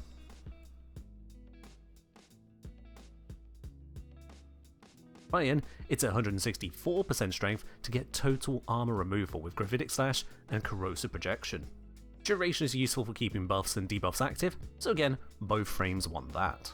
Lastly, for efficiency, and then lastly for efficiency, we could just kind of go into Gunply. Lastly, for efficiency, Oh, not that one. Was this a gameplay segment? Yes, it was. Good. We can use you. Lastly, for efficiency, both get the 45% passive buff on swapping stun at least every second cast, so we don't need to worry too much about energy efficiency. Can I just say, this one slightly surprised me in the mission it happened. I had to actively not react to it with my character because I was recording for other uses here. But look at the sheer speed I cast this black hole. Lastly, for efficiency, You got that one there just kind of lounging around. I don't need it. I'm going to go cast a new one. lastly for efficiency, both And then I go in here, I cast it down this hallway just as I do a quick sprint. Look at the launch on that! I've only just cast it and it's already on the wall opposite me, down the corridor. Where's the rest of that speed normally? Because the speed that it launches out at is based on your current movement speed, but casting whilst moving isn't great in general. And the thing is that the friction does still apply to it. As soon as it hits the wall here, the speed's gone. It's just... It's lost all velocity, and even when I give it a good old whack with a scythe, it's not really going anywhere anymore. You can't maintain that speed, but for that brief moment you see the potential. You see the impact of this. This is going that way, and it's going that way now. And then just... boom, boom, boom, boom. So yeah. Would a projectile speed increase make it go zoom? What would you mod the projectile speed increase onto? Because this isn't a weapon. It's not modded that way. Lastly, for efficiency, both get the 45% passive buff on swapping stun at least every second cast, so we don't need to worry too much about energy efficiency. Bringing it all. But yeah, that's just a satisfying throw to look at, honestly. The way it just sends Ally Jetstream. If it turns out that being in a squad with a Zephyr with a specific augment, whilst close to you, happens to make the black hole move around just that bit faster, have at it. Zephyr has enough weird interactions already, so why not? Altogether, they end up demanding basically the same stat focuses, and thus the same build. Maximizing our... Thus... And then I want to have the build come in here. So let's grab the image of the builds. Where did all the images go? Hang about. Or did I not bring them all in yet? No, here we are. And before I continue with that, I need to quickly pop out of the room. I'll be right back in one moment, chat. Don't you go anywhere.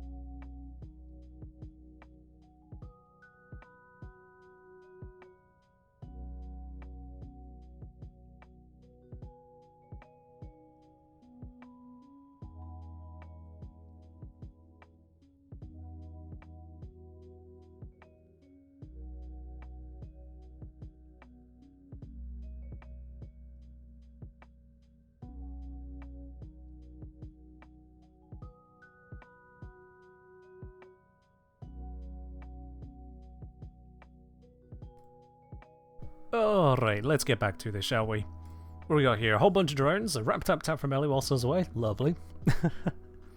And random question from Calamity. What does the QIA stand for in LGBTQIA? Honestly, good question, yeah. It could stand for a few things. So, Azeli's given one of the answers there. Queer, intersex, asexual. And that is, honestly, one of the interpretations. The curious thing about the whole LGBTQIA plus stuff is that the additional letters don't have strict meanings. Yeah, the LGBT side of it, that's set. Everyone knows what's being referred to there. Q could be queer, it could be questioning. I could be intersex. A could be asexual. It could be ally. It's at that point not locked in at all. It's more just of the brackets extend. It's to show there is just the rest. It's where often you'll see it just kind of stops at LGBTQ+. Because queer and questioning at that point kind of covers pretty much every other variant thereof. But yeah, you'll often see the QIA+, adding on a little bit more expression once again thereafter. Largely speaking, I don't really mind which variants are used. Whether it's LGBT, LGBTQ, LGBTQ+, blah blah blah blah blah, so long as it's not just LGB. If someone is intentionally cutting off the T there, well, we all know what I think about taking away the T. But yeah. That's largely what it comes down to.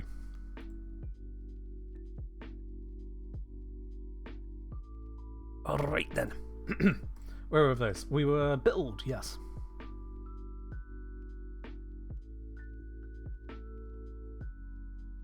Let's see.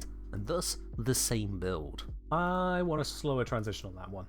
6 is too quick. Let's make that. Let's try it with 19. Thus, the same build. That's better. Yeah. Sounds British, can't have that. I don't want to get too deep into politics, but I will just point out, for those of you who are not in the UK, because anyone in the UK has already heard of this, believe you me, but if you're not in the UK, there is currently a bit of a political farce going on that is extremely farcical. Not a rally mess, no. Something extremely farcical in the last 24 hours. To summarize, and I'm really going to make this very brief. To summarize, a frog has found itself in boiling water, is trying to leap out whilst leaping back in at the same time, and thus a frog is going to face off against a bin.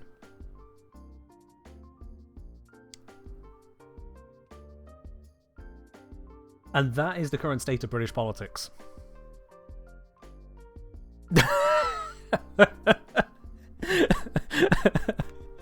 Now, those of you who are in the UK, am I incorrect in any of my assessment of that there? Without needing to go into any further detail, because this is not a politics channel, am I incorrect about any detail of what's happening? Not at all? Nope. Yeah, there it is. What the is happening in my country?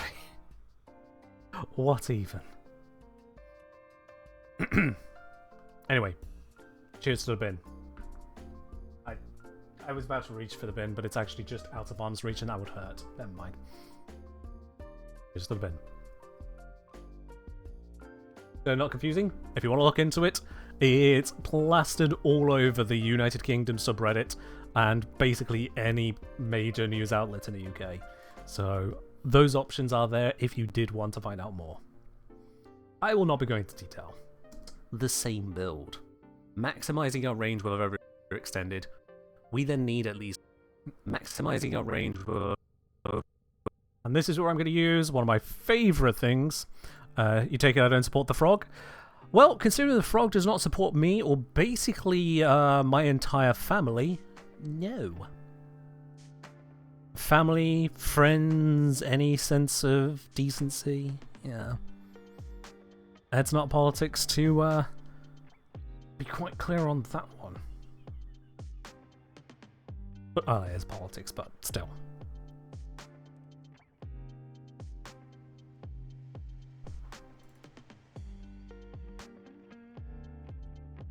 There are things I would like to say, But the politics rule applies to me just as much as it does you lot, and that's because there are things I would like to say.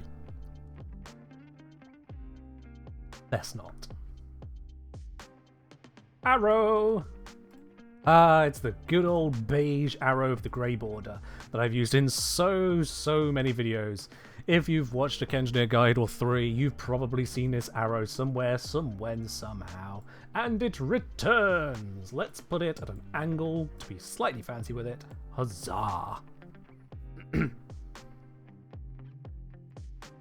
Yeah, I will get political very fast given the opportunity. Ya boy is politically active. Let's not. The same build. Maximizing our range will have overextended. We then need at least plus 127% strength to reach Sirius's breakpoint. And then we can cap the... Blind Rage and Intent. Yep, that's what I thought. Oop.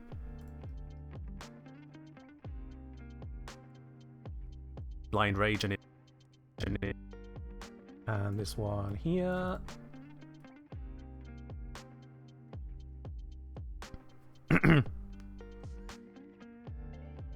Exactly, Calamity. Exactly. And unfortunately, it will become a very hostile place here very quickly, whichever aspect of politics people went into, because ultimately there are 4 sides to politics.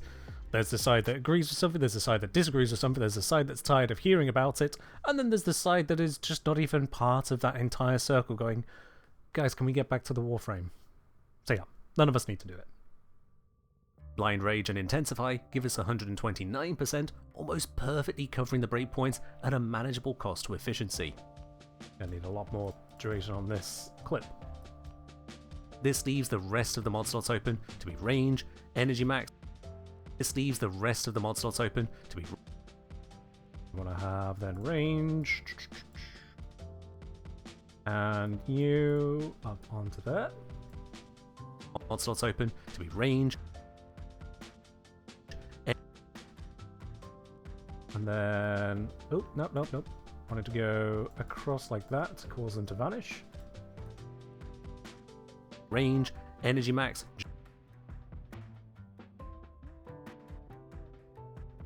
Max, duration. And a backup defense. Yeah, the backup defensive rolling guard. To be range, energy max, duration, and a backup defensive rolling guard for those most intense moments between defensive casts. I've slotted in that. We can have it cut out there to then come back on the new point of natural talent, effectively using a visual full stop. There. To be range, energy max, duration, and a backup defensive rolling guard for those most intense moments between defensive casts. I've... Calamity. Slotted in natural talent for casting speed, which also affects the clashes in Celestial Clash. If you put Archon Shards on for casting speed instead. And let's cut that. So then we can grab, we've had this one, we now go this. Let's do a visually noisy transition here. And do the same with that to match it. Casting speed instead. Swap that out to the final range mod of Stretch to there we are. Truly maximize the benefits. Arcane-wise, Aegis provides another... Arcane-wise. Did I mouse over Aegis? It doesn't need it. Everyone knows what Aegis does. If you don't know what Aegis does, the wiki is right there. I'm just going to put the arrow on it. It's one of those moments where I kind of have to trust that you have at least half an idea what I'm talking about of all this stuff. And if you don't, and can't figure it out from the context I'm giving you, you remember where the wiki is. Am I using free DaVinci or purchased? I'm using the free version because it is sufficient for everything I'm doing. You can pick up the paid version, which gives you additional features. I'm not smart enough to use all the free ones, so it does the job, honestly. It does the job. Professional video editors can, by all means, find the extra value in the paid version, but until and unless you're running up against that, you know, DaVinci editing software? Yeah. So this is DaVinci Resolve, made by Blackmagic Design. The other programs I use as well for my audio editing and cleanup of my scripts, I use Audacity. It's a free program. The main content I'm covering is Warframe. It's a free program. Where do I put my videos? It goes up onto YouTube, a free website. Seeing a pattern here? Sometimes you don't need to be crazy with the purchases. It all just kind of works. And so, work with it. Just work with it. Now, the microphone wasn't free, the stand wasn't free, the computer and whatnot isn't free, but all of it does come together to create a solid working product. Oh yeah. Aegis provides another very strong tank tool. It works well with all commands for shield gain, and Light Sanctuary to help make shield hit points more resistant. Arcane Energize are... And then we cut down to Arcane Energize. Arcane Energize is our core energy income, given that the only sustain Sirius and Ryan has is Sirius dragging pre-existing orbs to the pair of them. If you find either your tank or energy is plenty enough though... This is where I can cut out the arrow, because it's now a step-out thought. If you find either your tank or energy is plenty enough though, you can flex out into other choices, like Arcane Hotshot for... Now this is where I'll put the item on screen to kind of bring the person back in again. But thinking now about Arcane Hotshot, let me grab a image of that one. Saved from Wiki. Yidoosh. And put you in over here. Just kind of hovering. It doesn't need anything crazy, it's just kind of a visual. This is like Arcane Hotshot for a critical boost from Sirius's heat procs. What we get with this is a pair of frames who can control the... I probably shouldn't bring attention to this, but this is one of the things where I find myself on the line of, do I re-record that? Right on the line, this bit. What we get with... What? A little bit of accent. Extra accent. Home accent cropping up there. Choices, like Arcane Hotshot for a critical boost from Sirius's heat procs. What we get with this... Am I making a weapon platform Sirius Orion? It's not a weapon platform frame. The only thing it has that looks and feels weapon platform is Jade Stars. Jade Stars is shit on Sirius. Otherwise, they've got a defense removal in a very close burst cone from Orion, and that really is the extent of it. So everything else is just buff soup that you're trying to shoehorn in from subsumes, from arcanes, stuff that you could just do with other frames. So what do they provide to make it happen? When I look for a weapon platform, I'm looking for a weapon platform where, from the get-go, the frame is actually doing it. You're just throwing out Warframe buzzwords? Oh! Good to know. Okay. What we get with this is a pair of frames who can control the largest areas possible. Alright, I think with what we got with this, I can switch back to just kind of background footage to demonstrate in effect. We want it with the EDA footage, which was... Which clip was it? Was it this one? Oh, it was this one, yeah.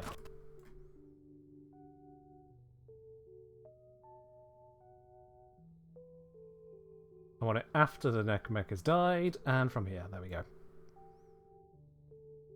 This is heat procs. What we get with this is a pair of frames who can control the largest areas possible, cover the greatest zones in a protective sanctuary, fully armor strip the longest cones, and apply the Celestial Clash out to the greatest ranges, when you can manage its line of sight limitations. As survival and crowd control are well covered, any subsume would likely be best as a damage in but any subsume would likely be best. This is where I want to transition into some specific images. They would be down here. As a damage enhancement, one that far Oh no, from here. One that. There we go. Any subsume with light. From admin, is Jade Star's viable subsume to just proc flare and hotshot? I mean, it'll proc it. I don't know if it's the best way for your particular loadout to go there, but it'll proc it. Yeah. It is loosely convenient for that, sure. I wonder if spending your subsume on that ability just to activate those arcanes is really the best way to go about it. Especially as secondary flare, that can be triggered by basically any source of heat. Your companion can be doing that job, saving you the subsume for something, you know, good. Jade Stars has a very niche application, and one that is unfortunately very powerful in that niche, and may get nerfed as a result. But I cover that in the second half of this video I'm putting together. Likely be best as a damage enhancement, one that far eclipses what Jade Stars can do. Whether you go for raw... I am being this guy for this segment. I am unapologetic on this bit. One that far eclipses what Jade Stars can do. Whether you go for raw damage buffing or something. Let's do a short transition. Or something more well-rounded and nourishing, those will usually work best. If you're more interested in casting support, let's bring this in here. Casting support, Bright Bonnet both provide strength and energy, as well as no way for me to turn this one into a pun. Yeah. I have straight up turned 3 of those 4 subsume suggestions into a pun. Because I'm like that. From Dark Bars, I feel like if it weren't for the bubble type abilities on, so the abilities look so crispy, the bubbles look nice, like an aurora, it's just too dense. There is a lot of visual noise going on, not just with how much is going on, but the way it presents itself. You're absolutely right there. It's like, if we take this here, that is a lot. That's not just marking the zone. This is, like, 2/3 of my screen is this wall of green from this angle. Even coming in from here, it's like that is a huge graphical effect. Almost too much? No. Almost too much. It's arguable on the too much or not there. It's a lot. Once you got other things coming in as well, then yes, it becomes too much. I have kept the stark green and stark red on these two, just to make it very obvious for people at every point of the video which sun is doing what. Because unlike, say, just everyday Equinox or everyday Mesa, you need to see the distinction as to who is doing what when this is a guide video. Yeah. You glad they made your alert invisible for others? It's not 100% invisible, fun fact. It is very slightly visible. They have a different graphic for it for everyone else to see, which is kind of like a faded version of the Xeneric Wellspring bubble. But because it's usually so large, and it's only at the edges you can see it, pretty much everyone doesn't see it. But it is there. One that far eclipses what Jade Stars can do. Whether you go for raw damage buffing or something more well-rounded and nourishing, those will usually work best. If you're more interested in casting support, Bright Bonnet both provide strength and energy. Is that on cue? I think that's slightly off. It is slightly off. Support, Bright Bonnet both provide strength and energy, as well as no way for me to turn this one into a pun. While this is an all-rounder setup, it's already limited by the broad demands of Sirius and Orion. We can specialise just slightly though, without hollowing them to a husk. Swapping intense. And then we want to cut straight to the build here. Not with you, it is with you. Husk. Swapping Intensify for precision. Intensify. Let's bring back the arrow. Over here. There we go. Intensify for precision intensify. We can pump an extra 60% strength into Celestial Clash. More than that, we can also swap out Jade Stars for a... And then that's where I have you Cut this out. Swap out Jade Stars for Evade. Evade will only affect Sirius this way, but that's fine. We could put Arcane Crepuscular onto Sirius. And then another cut again to you, so people can see exactly why we're talking about this. We could put Arcane Crepuscular onto Sirius to grant more strength and a hideously strong critical damage buff. And then I need the clip of where all of this is being used, which is, I think, not you. No, that's for later. Is it you? Sorry, I'm doing that thing again where I tank the noise and you lot might not. Is this the Arvide one? No, this is a different kind of gameplay. Where is it? I didn't name the clips this time, and that makes it worse.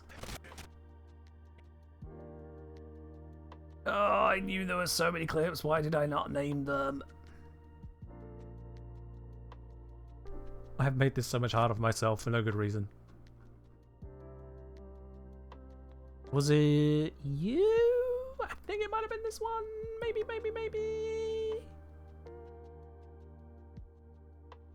This takes it from a 2x critical damage to 5. Okay. So, I need them to get started. Come on. Need some stuff at the start. Yeah. From here. Damage buff. This takes it from a 2x critical damage to 5 times. Compared to without the Arcane, Celestial Clash on a yellow crit increases in damage by 183%. Up at the final clash, the buff is 285%. All you need to do is be invisible. And you'll notice, not invisible! This thing is so inconsistent. I tried my best to make it consistent some way, somehow. It ain't. This setup, however, does mean you'll need to be sniping in between clashes to keep Evade's duration up. Without up. Now let's demonstrate that issue.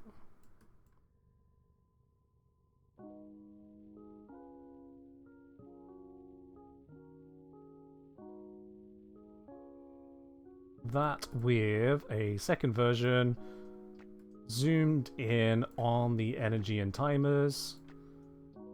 But just the energy and timers, we don't need everything else.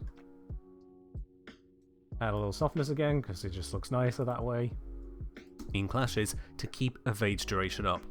Without that, the invisibility will go onto a cooldown, and you'll be down both your damage and your safety. This is currently bugged, so we can jump ahead to where I demoed the bug.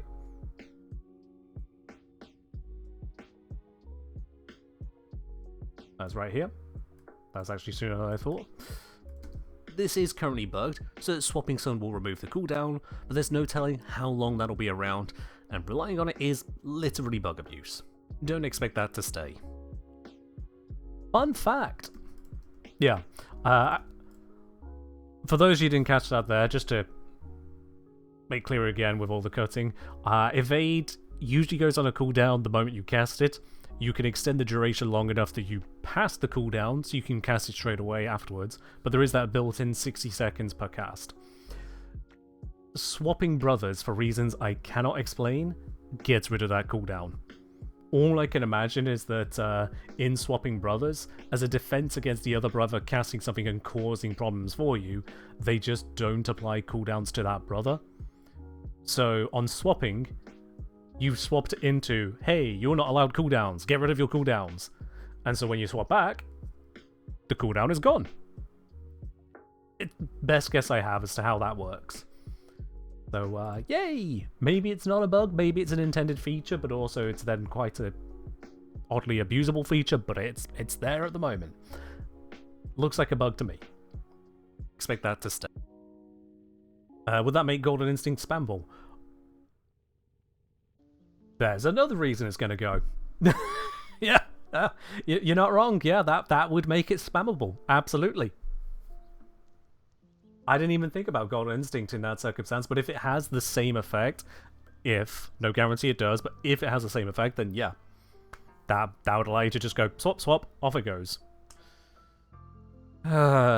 Ice says there's a lot of bugs with stat changes persisting if they run out while you are swapped. There's also that. I've also had multiple instances of 100% ability efficiency. As in 100% reduction in cost. So, I unfortunately, on one of the best clips I had of this, I did that thing where I hit start recording, but I didn't finish the previous recording, so I ended the recording and didn't record the mission. Really annoying. But in any case, yeah, I could just cast everything for free. So I just generated the entire constellation, fly around, bam, bam, bam, didn't use a single bit of energy.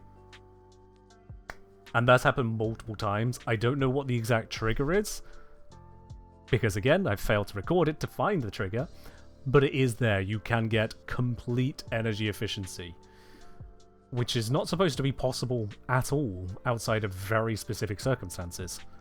So, I don't know. My only recommendation, chat, is don't try to find out how to use it, and for love of God, if you do find out how to use it, don't spread it far and wide. Just don't. When I talk about these things myself here, I'm always showing it in a case of this is a bug, don't expect to rely on it, it is abusive, blah blah blah. And even then, I'm trying to keep it as minimal as possible. I'm not giving you step-by-step walkthroughs on the vast majority of this lot. So from DE's perspective, they see any of it and they go, oh, yeah, the creator encountered an issue. Have they bug reported it? Yes, they have. Cool, we can deal with it. If they come across just any old person doing the bug repeatedly, how do they know you're not just abusing it? Why would they care to tell if you are just testing or abusing it? So, at that point, they might just come along and knock you down. Goodbye account access. So, when you find something that appears to be a bug, don't fuck with it. Your account's not worth it. Clam's saying, then you find Reddit and Siren Stars. Well, then there's also that. Fun fact, that's also covered in this video. Stay. If you don't want to shoot to maintain evade, your remaining option is a Shade or Cuirass Companion. If you don't want to shoot to maintain evade, we got that into that. If you don't want to do that, your remaining option is... I don't think I actually put a segment for this, did I? Hold on, let me check my notes. Demo evade on swap. Demo, cooldown, bug. Huh.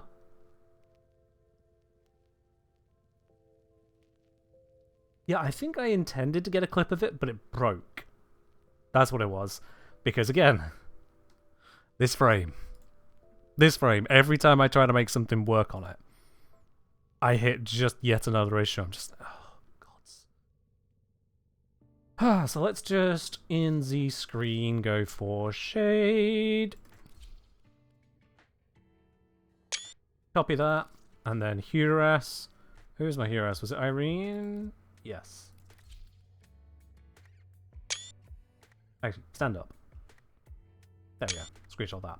Kill.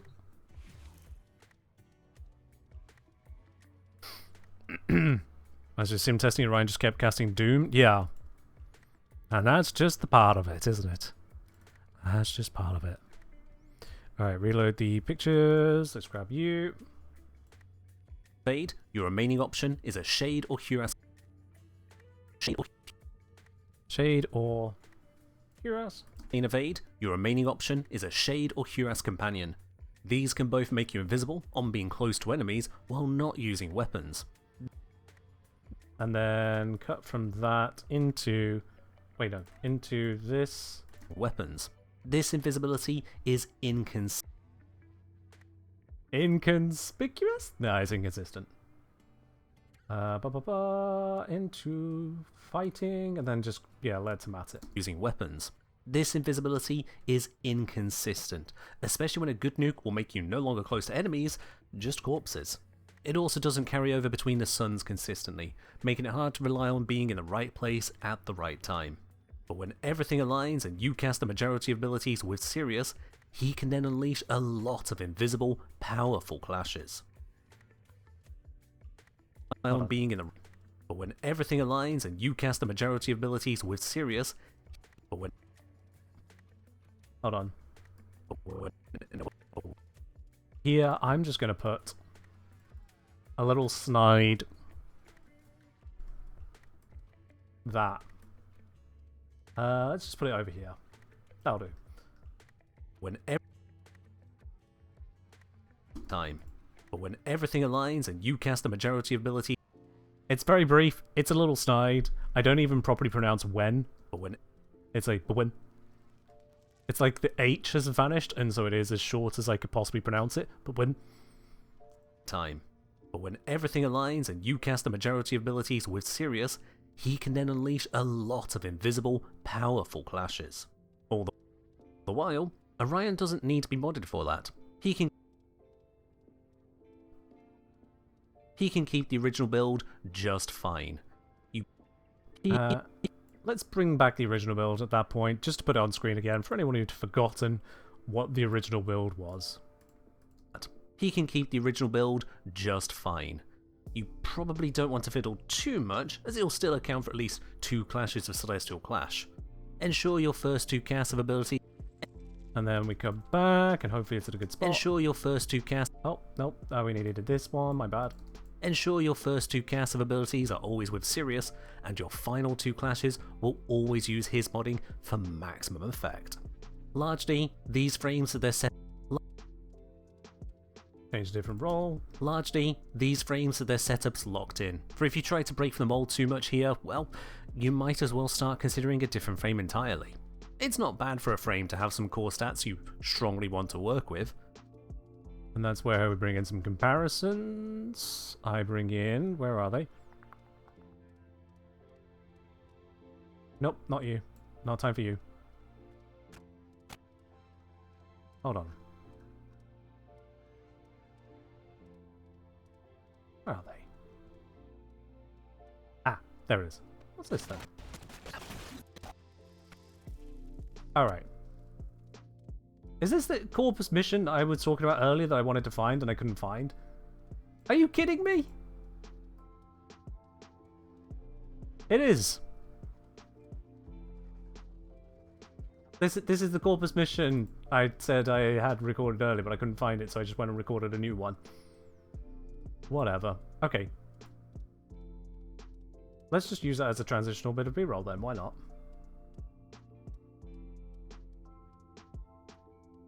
Largely, these frames are their setups locked in, for if you try to break from the mold too much here, well, you might as well start considering a different frame entirely.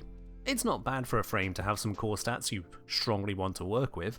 Let's face it. There we are. Switch at that point. Okay, cool.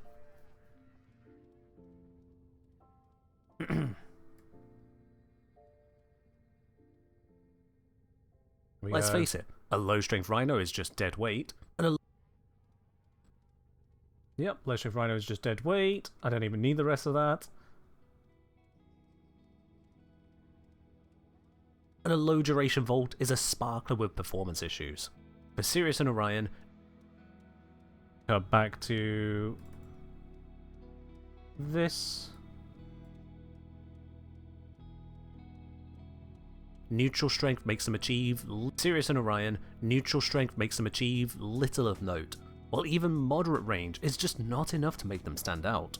While you can drop overextended to get back strength, tearing 9 meters off Sanctuary and 7 meters off Event Horizon is a lot. You gain a mod slot to reinvest, but for what? Yet more survival? It's not worth it as far as I can see. Now, I've had a significant number of people express frustration with this pair of frames, and indeed at first I was struggling to see their value. I think at this point, very weirdly, I'm invisible. I think at this point in this clip, I'm invisible. The game thinks I'm invisible because that's Shade plus Crepuscular. I am very clearly not invisible. We have seen earlier in the clip, this is not how my invisible frames look. But these guys are just completely ignoring me. Things really break when it comes to conditional invisibility and swapping between suns. It's... Now, I've had a significant number of people express frustration with this pair of frames. And indeed, at first, I was struggling to see their value. And I'm now going to leave that clip in because I realised, as I say, I was struggling to see. The dude is walking past me blind. It's just a little coincidence that's worth playing into. Why not? Their value. This is where the problems come in. In terms of marketing and questline, there is this strong focus on their clash, their rivalry, being cast as this powerhouse, destroying everything around them. Also a convenient timing to have cut back to that other clip, and it's that clash. Again, I love it when those moments come together. No further editing needed. While line of sight restrictions on potentially spammable nukes. Now, the video is going to get more and more snide from here. Could put some text on there. Honestly, the text doesn't even need to be there for this calamity because there's going to be enough happening in this section. Let's grab Volt. I want him doing a zap. Yeah, so here, and then zoom this 2.5. Position it at x minus 480, y 240, was it? No, 360. 280. There it is. Yeah. And then we bring in the Saren clip.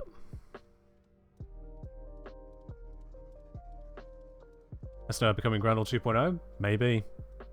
Or Grendel 1.0? Because the 2.0 was a rework, and that's when Grendel became actually quite a bit better. So, activate stuff, and then just... yeah, casting. 5. Bring you up to the rest of this one. Move you across to there. Good helmet mid-frame. Oh, I see what you mean. Okay. And then we got this. I mean, just slamming straight away. Yep, that's fine. 0.5. Minus 480. This time minus 280. And one more.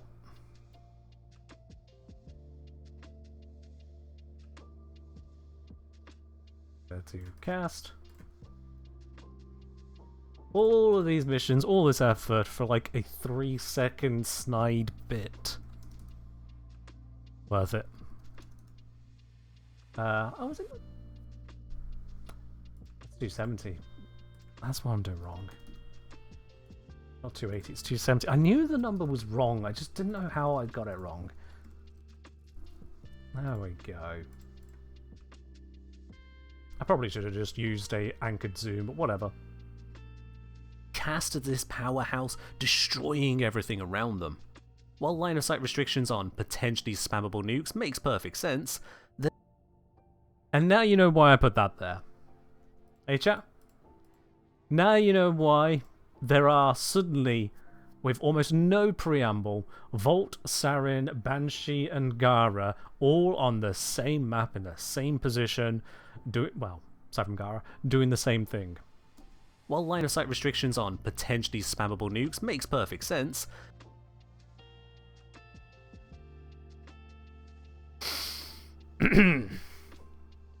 while line of sight, I say with those four. Yeah. Definitely only killing enemies they can see.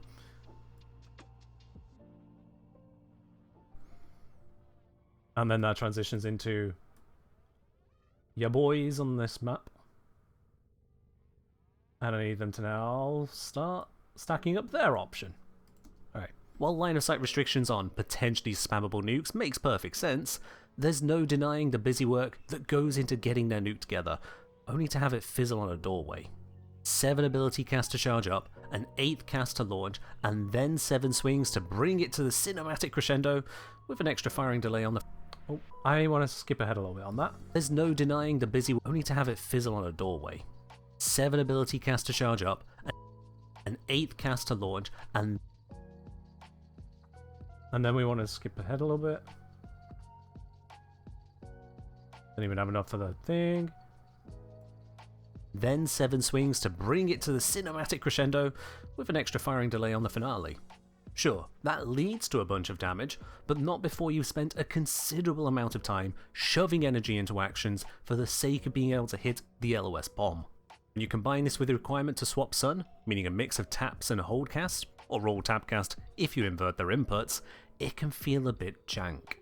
And indeed, jank is the single most relevant word to the issues involved in Sirius and Orion. Sirius's Scythe deployed. There we are, yep. That is the end of that particular point. You can... I hope, chat, it's clear... well, let me ask you. Is it clear why I'm including these 4 frames with almost no explanation and then leading into Sirius and Orion for their bits on the map here? Does it make sense? Am I underselling it, overselling it?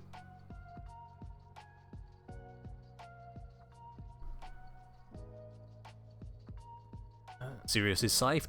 Yep. I need... Hydron, demo, heat with that. Right, yep. Next clip.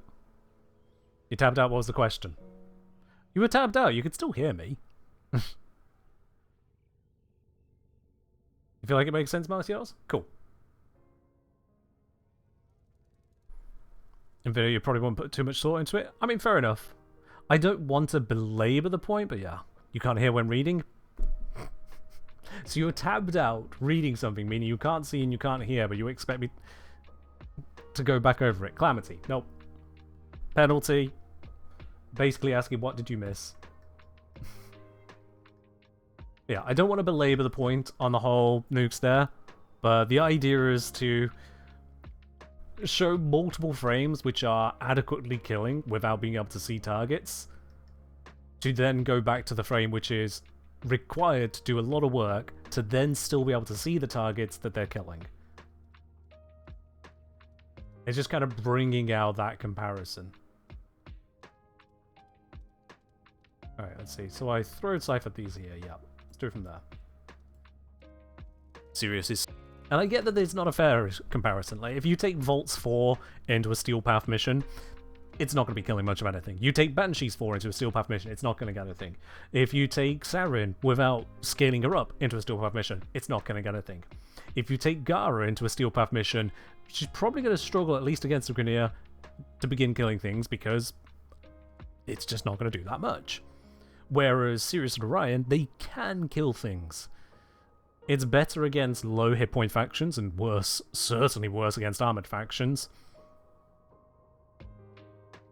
But, it's just... it is a heck of a lot of work to get to that damage, which is either overkill or not suitable for the situation at hand. To then have a line of sight on top of it, with the janky process of getting there, it doesn't vibe with me. It just doesn't. And full disclosure, Uriel in a similar situation, I still find Uriel's first, second, and third ability to basically be Pipans. Okay, yeah, you can fly around with his one. Cool. Kind of. It is just cool factor. It's not really useful. It's just you can fly around. If you stack particle velocity into it, then yeah, you can fly around quickly. But also you can use that particle velocity to just bullet jump and roll quickly. So it's kind of moot. It's not that great. The second ability is the healing one, if I recall correctly, and that's literally just healing. And the third one sends out a damage vulnerability effect, if I recall. All of it's not particularly amazing. So then, when it finally comes to Uriel's 4, damn right it should be effective, and the fact that it doesn't have LOS, it just covers an entire area and goes, cool, this area is now hell incarnate for a few seconds. Yeah, it's worth it, because you spent a lot of time with very mediocre stuff up to that point. Sirius and Orion don't have that same payoff as far as I'm concerned. John's saying, by the way, Engineer, I've been playing Warframe since 2023. He's got to say, you're one of my first YouTubers when it comes to this game. Oh, thank you. I think. First YouTubers you go to? I think. All the same, I think that's a thank you. Sirius's Scythe deploys heat procs. Sure, a heat proc reduces armor while active, but more than one heat proc does a single thing only: deal more damage over time. Unless you're really stacking strength into it, and this will cost you elsewhere, it'll usually not be a noteworthy amount of damage. Instead, it'll be setting up enemies with heat procs with no modding bonus on them. Due to heat inherit, this will now weaken every other heat proc applied by weapons. This feels extremely first world problem, even in terms of I'm talking about issues in a video game. I will be completely honest with you. It is absurdly first world problem. But it is still a feature of it. It is still a feature of it. If you're at the point where the amount of damage you got actually matters, you haven't reached basically God mode, then having a heat status build and a heat applying frame like Sirius doesn't end well. It just doesn't. Rodrigo saying, only other Warframe content creator I actively watch is Cool Kid. Both you and my goes. Thank you. John say, first to want to show up in the feed when it comes to learning how to play the game first. I mean, fair enough, yeah. I do try to cover as much as reasonably possible, while still keeping it topical. I can't fall behind the times when a big old update comes out and... Oh damn, I've done this update, haven't I? I've done that. Can you have my autograph? I mean, if you earn yourself a postcard? Or want to find a way to convince me to sell you one? Absolutely. I think that, yeah, the very last postcard I sent out, the person who claimed it, they requested literally just my autograph on it. So yeah, you can get it on one of these. Not only that, heat procs cause enemies to panic. Panic as an animation is able to block many other animations, including animations that would open up targets to various finishers. These little oddball interactions can cause sticking points for you and allies, where damage drops or functionality fails because you, or your other frame, threw the scythe. That's jank. For Orion Scythe, it's a little... Orion Scythe, what did I go into this clip? Hold up. A-Gear is on to over a month of watch time now, blimey. That's a lot. That's how long a postcard takes, fair enough. Right, what did I say for this next bit? It was... Demo, death strip, armor enemies, and kill, do that whole mission. Okay, right, that must have just been this clip.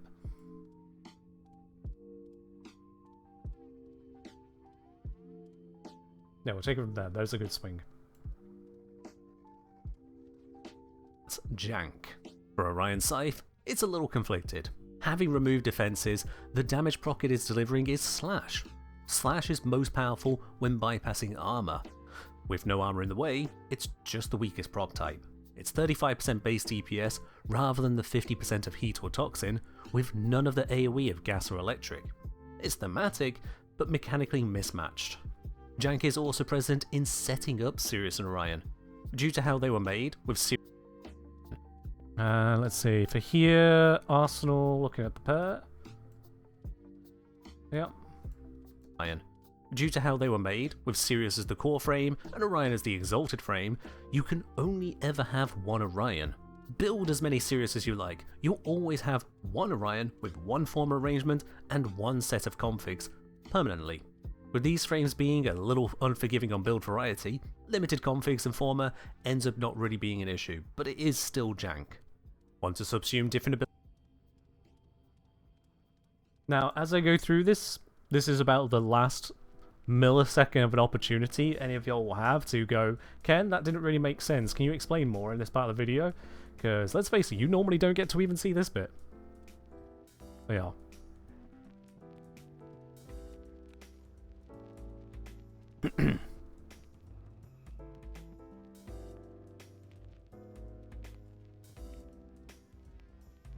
True, yeah, A-Gear did manage to get the postcard without redeeming VIP because they're a mod. You're right. Calamity? Calamity. Bruh. You know what?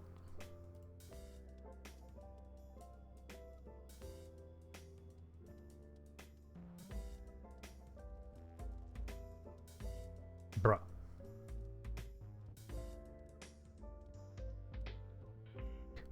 Want to subsume different abilities around the place? You can only have subsumes on the Chosen Sun. If you switch at Pontis Tower... I need to do a switch at Pontis Tower. Goes with this one, I think. Nope, nope, nope. Oh no! No, no, no, no, no, no, no, no, no, no, no, no, no, no, no, no, no. What the... Okay, so this is the start of a clip here. This looks a little bit weird. It's like, why would I mouse over to this, and then swap to Octavia, and then just head on over down to the Simulacrum, and then that's the end of the clip? Why would I do that? I've done it again where I've recorded something, except I forgot to hit start recording, and so I've started the recording by pressing the end recording button, because they're the same button, it's a toggle. Frick! Ah!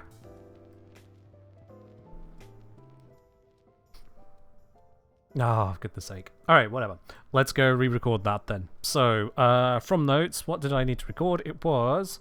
we've done the Helminth show off, head over to Pontis, do the swap, head to Helminth, show it missing, switch again, go back to Helminth, show it returned. Okay. All citrus share one Orion? Yes. Okay. I don't like having that line of... You've been playing a while, so you know what?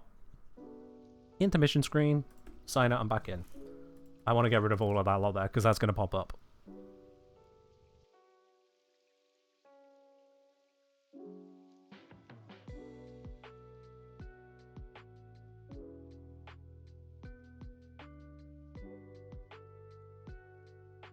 Correct, Ellie, yeah, correct. And I've already fixed one of the missing clips because I went to check it later and found it was missing, but I thought I just didn't record a clip.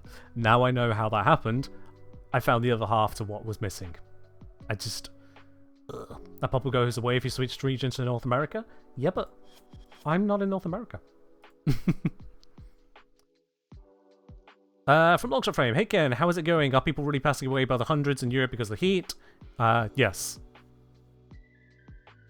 Yeah, so extreme heat throughout Europe is something that, well, Europe is just largely not built to handle, because we don't usually have it. It's extreme. And the problem with that is then is that if the facilities aren't there to help people regulate their temperature, certainly those who are the most vulnerable, be they sick, elderly, that sort of thing, vulnerable individuals will then suffer the heat more seriously. It'll either be dangerous from the heat itself, or it'll exacerbate the other issues they're currently living with, or dying with. So this happens every time there is a heat wave of any description, but the stronger they get, and the more frequent they get, the longer lasting they get, the excess deaths increase, yes. That is a real thing.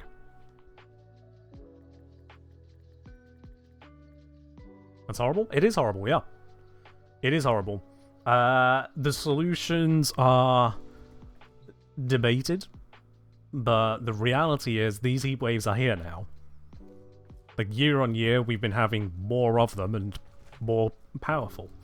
So the solution is, at this point, address the reality. That is why I'm going to be looking to get a decent AC setup myself. It's why you're seeing more and more AC, residential AC, being introduced around Europe. It is why all kinds of different suggestions are being thrown out there to ensure people have access to appropriate spaces. And it's why there's an increasing call for heat limits legally here in the UK, because that currently doesn't exist. There is a minimum temperature below which it is illegal to require people to work. There isn't a maximum temperature, because the UK historically never needed one. It just wouldn't happen. There might be a free day once every now and then, but that was it. Who would write a law for a maximum temperature when it never happened? So yeah. Heat is real. Heat, humidity, and the lack of access to ways to manage that. It is real. And it's going to require people to change. And that change is expensive. A good AC setup doesn't just appear. Yeah. Yeah, Elliot, there's no limit. Not iron foundry workers, not kitchen workers, not school teachers with the children also in said baking classroom. There is no UK limit. There may be contractual limits, contracts agreed with unions and the like, but legally there is no limit. Yeah. Omega say, good AC setup notably requires walls that are good for preventing heat exchange without growing damp and mouldy as well. Ah, hi, welcome to the UK. Have you heard of these things? Damp and mould. They might as well be on the flag. Now.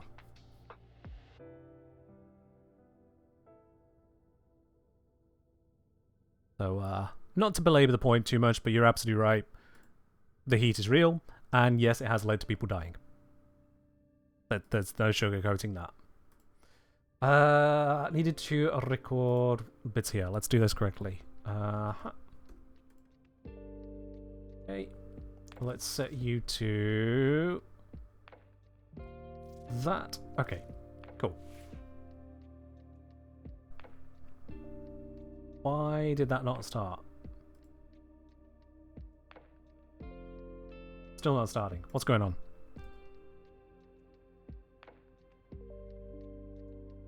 I don't think it's connecting correctly. I think it's focused on by a different program. Let me try that. There we go. Okay. That's annoying. So we start here. Let's go. What's my prediction for biggest surprise at TennoCon? Seriously? I don't mean to be too dismissive, but seriously? If it's a surprise, how am I going to predict it?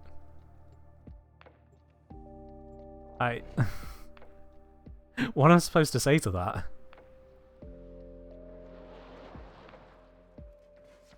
I bounced off a person. How is that even possible?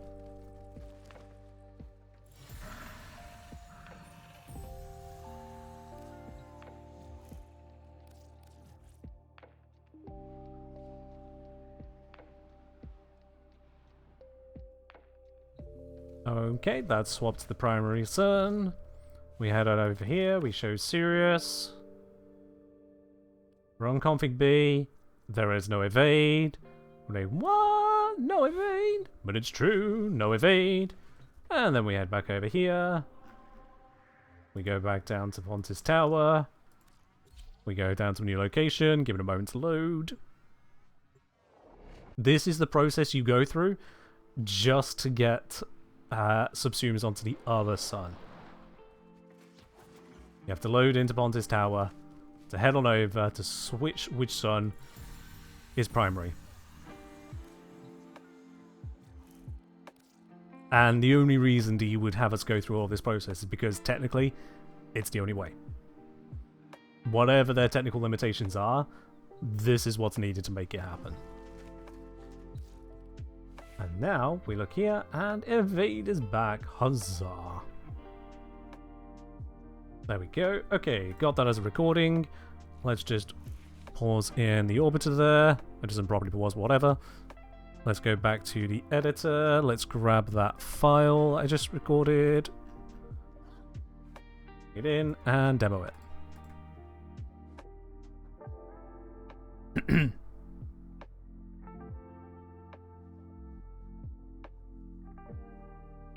Alright. Subsumes on the chosen sun. If you switch at Pontus Tower... There we go. From here. Yeah, if you switch at Pontus... Want to subsume different abilities around the place? You can only have subsumes on the chosen sun.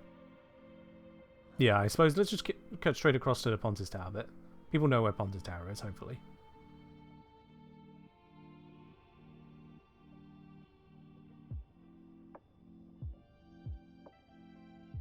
Sun. If you switch at Pontus Tower, you can then put subsumes onto the other one, but you'll notice your previous the other one, and then cut there. We don't need to see the confirmation message.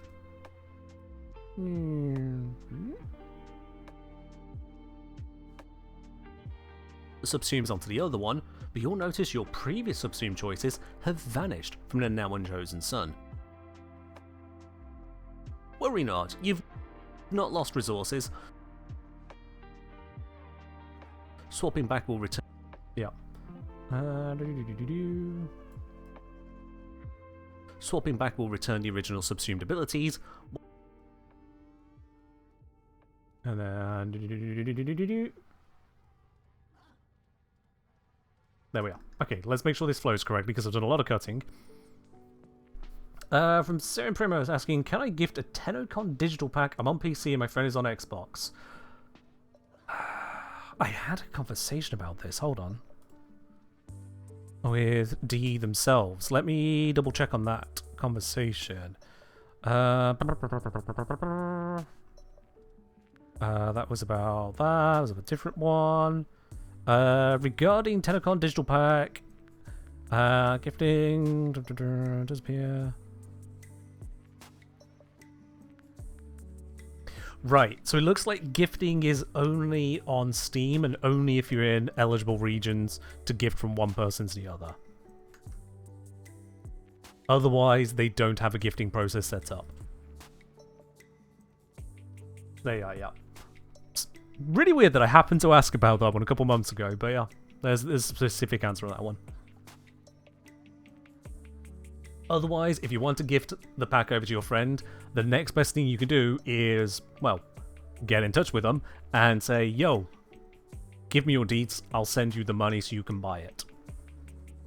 That's otherwise it. And if your friend goes, oh, thank you for the money for that, I'm going to spend it elsewhere now, well, then they chose what to do with your gift. Doesn't really make that much difference, does it? But yeah, that'll be about it.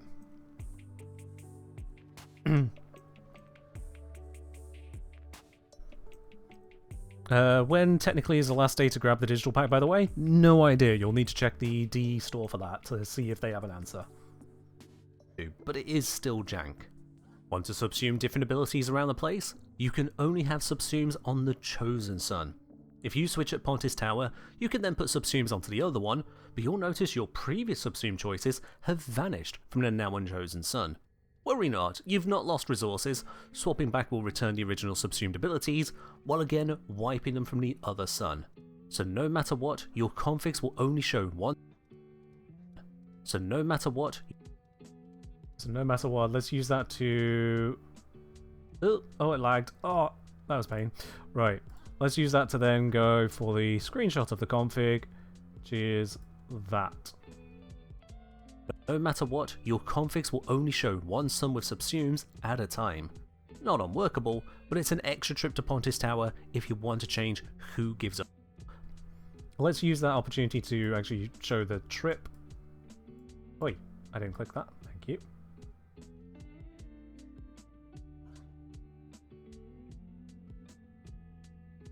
Not unworkable, but it's an extra trip to Pontis Tower if you want to change who gives up an ability.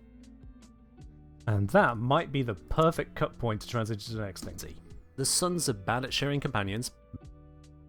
Yeah, let's do that into... Ooh, I appear to have died in this part of the clip. Let's move on from that, shall we? And then we'll go a fade in like that. Up an ability. The suns are... Takes longer than that. Let's make it take longer. Ability. The suns are bad at... Oh, not like that. Come on.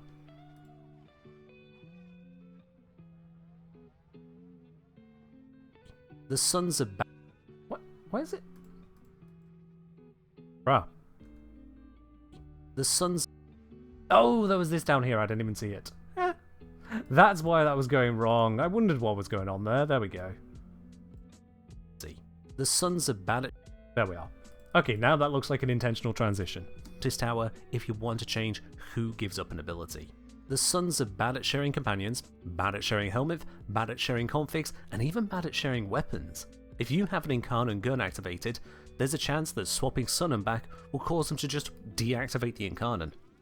Annoyingly, after trying, I couldn't get a clip of this. It happened on stream, I think, but I couldn't get a clip of this off stream to just kind of include in the video, so we're just going to have background instead. I've not found the root cause in my own testing, but it happens enough. I didn't want a clip where I died. Oh yeah, you know what? We're using this clip now. I don't know what this clip is, but we're using it now.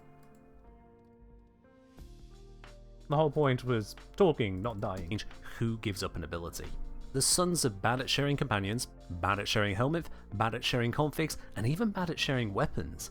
If you have an Incarnate gun activated, there's a chance that swapping Sun and back will cause them to just deactivate the Incarnate. I've not found the root cause in my own testing, but it happens enough. That's the point where I paused, goddammit. I have not found the root cause. Do a cut there, get past the pause, wait for the chat to go away, and put us in a similar position. This'll do. Activate the Incarnate. I've not found the root cause in my own testing, but it happens enough to be frustrating, especially if that charge was hard won against difficult to hit weak spots. Does it happen in this clip? Hold on.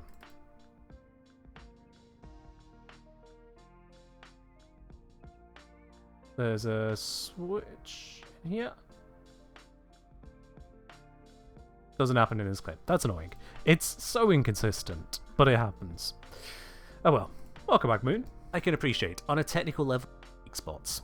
I can appreciate, on a technical level, that this is some serious test of the game engine limits. Programming is not as simple as asking a computer, in plain English, to just do what you want. I'm hoping I'm not going to get too many people commenting on AI on that bit, but it is just relevant. That appreciation, however... Look, you're saying so Incarnate loss is still there, what about combo loss? No idea. Not investigated it, sorry.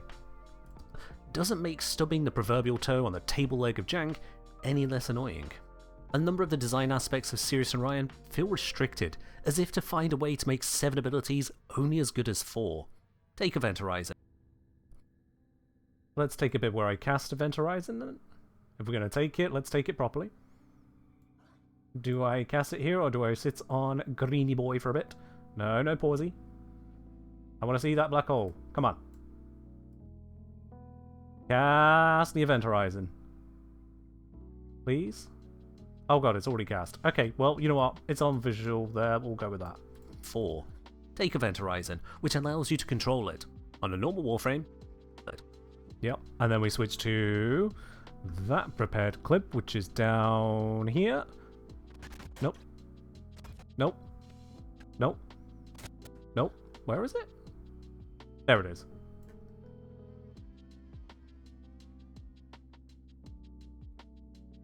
You to control it. On a normal Warframe, you control similar features by using tap or hold to navigate it around. With Sirius and Ryan,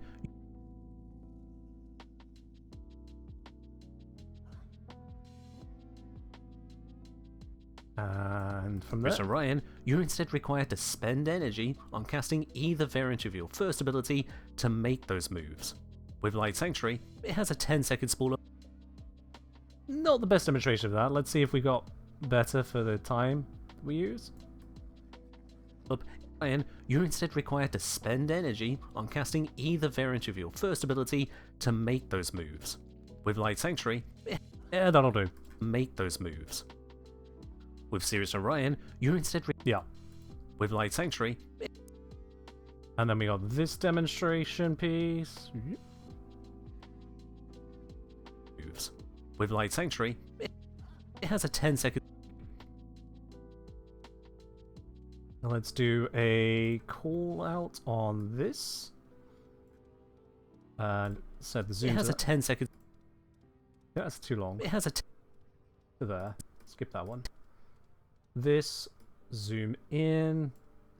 Let's crop it to the appropriate bit. I think I'm going to need a little bit more space. We'll do that.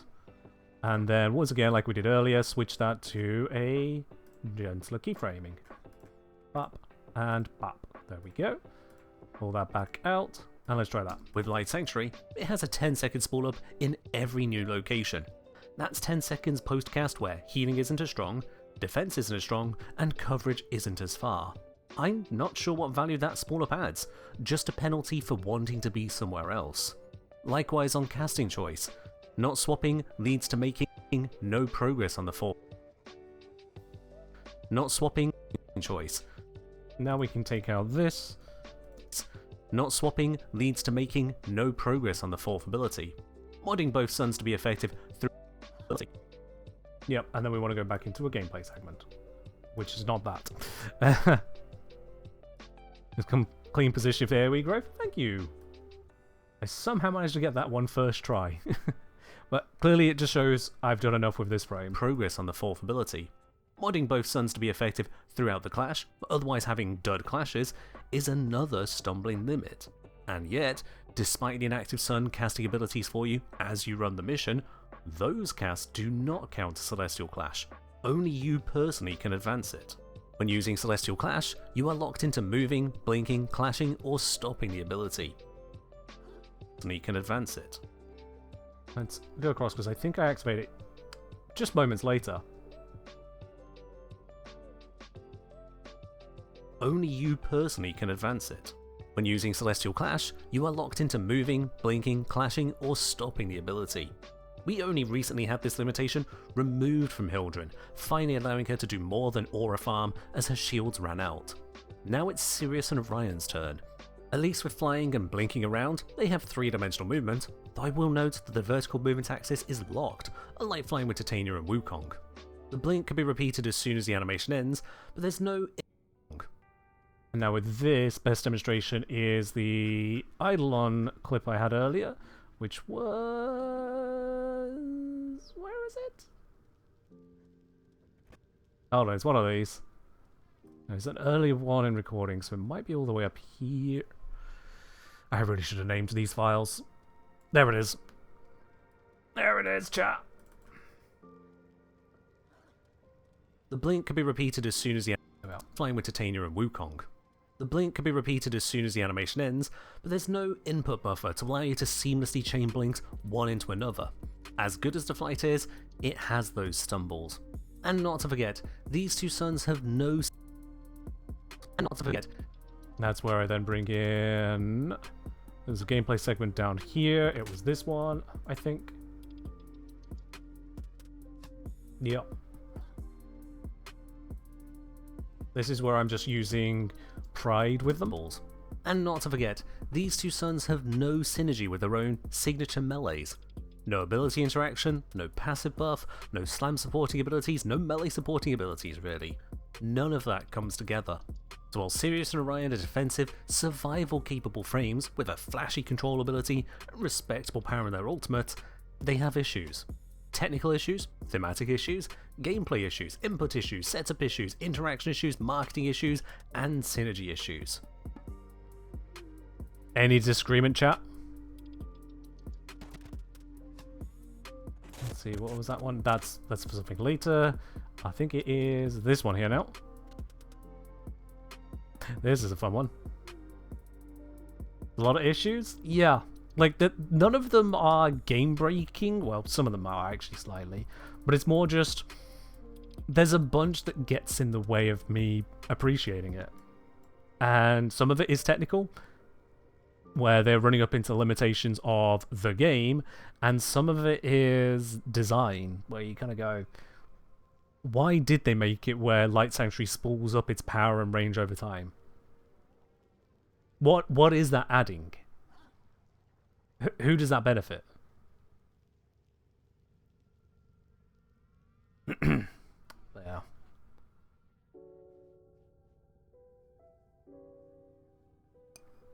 Cheers, Calamity. John saying, you know, Warframe as a whole is an amazing game as a whole. I mean, double whole, but yeah, absolutely. Even the game dev just completely outclass every AAA game devs. Why are these guys not taking notes from DE? Honestly, valid questions. Absolutely valid questions.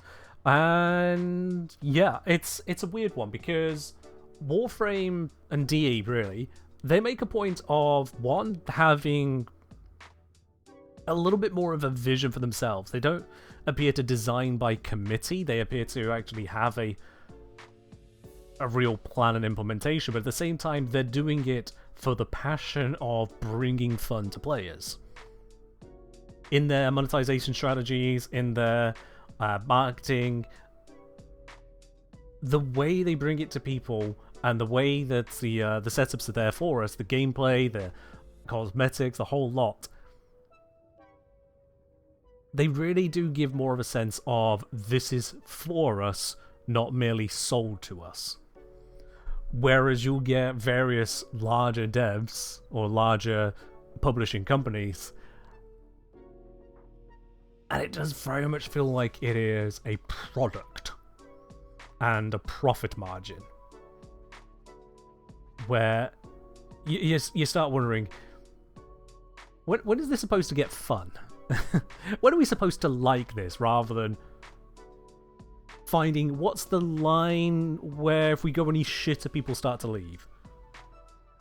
It is weird, isn't it? Why so many larger publishers just fail that? And honestly, I think it does come down to the difference between gamers at the helm versus business suites at the helm.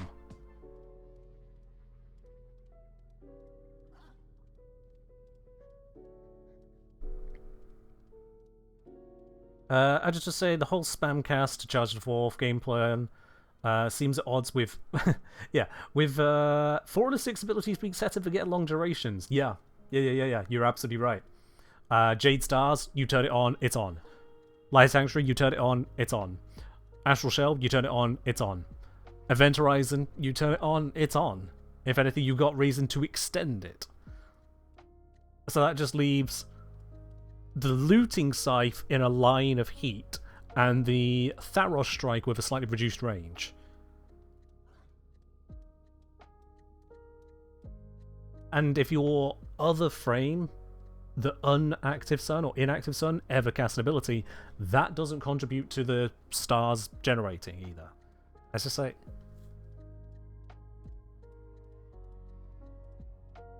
No, that's not doing it. That's not doing it. Alright. Let's see. Alright, what section are we on here? I mean, there's the graphical issue. Alright, yeah, that's what this was. Alright, so that's cast.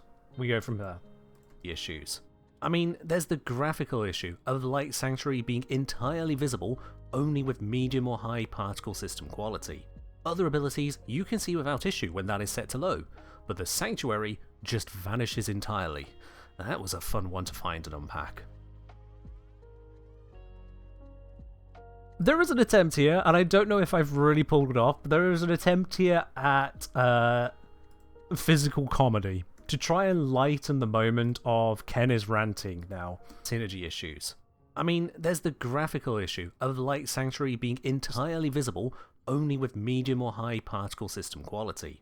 Other abilities you can see without issue when that is set to low, but the Sanctuary just vanishes entirely. That was a fun one to find and unpack. I think I nailed it. As best as you can with a game like Warframe, for body language kind of comedic communication. It's not easy to do without having like encyclopedic knowledge of all the different emotes and how they appear. But even something as simple as knowing that Sirius will duck, like any Spectre and ally, if you aim in their direction. They'll duck to let you shoot over them. And so I could use that here as a bit of a Sirius, what did you do? Where has it gone? And Sirius is just hiding into the fog. It's a little thing. It is a little thing. I do find that it's not easy to incorporate that kind of levity at times. That was a fun one to find and unpack. In all of... Like extreme on speed of turns? Yeah. I'd say trying to other abilities you can see without issue. Trying to get the whole where did it go? But yeah, it's a hard one to pull off, and not one I want to try and rehearse, dare I say. There is a creator whose videos I do watch a fair chunk of, who is actually really good at this in Minecraft of all places. Good Times with Scar. Good Times with Scar is an interesting person to watch in terms of their videos. It's a very different kind of vibe to what I watch with a lot of stuff on YouTube, or just in general. But when it comes to dramatic moments, when it comes to getting those carefully crafted head turns, for such a stiff, blocky character that's just holding an item or a couple items in their hands normally, there's not really a lot you could do with a Minecraft character. And yet Scar will manage to utilize the camera change of the head turn for those most appropriate moments. Or if they're trying to like sidle up next to someone just to speak to them, rather than just stood next to them and just whispering, hey, what do you think they're doing? Scar will move themselves over and just turn their head slightly. Even if the view that Scar would get wouldn't look that great, it's to make sure that the other person, that perspective, receives the view of just this character almost like leaning over to them. Obviously not actually leaning, but it gives the impression of it. Of, I'm going to go burn their entire base down. Is that the guy with the Kakashi skin? I'm going to say no on account of I have no idea what a Kakashi skin is.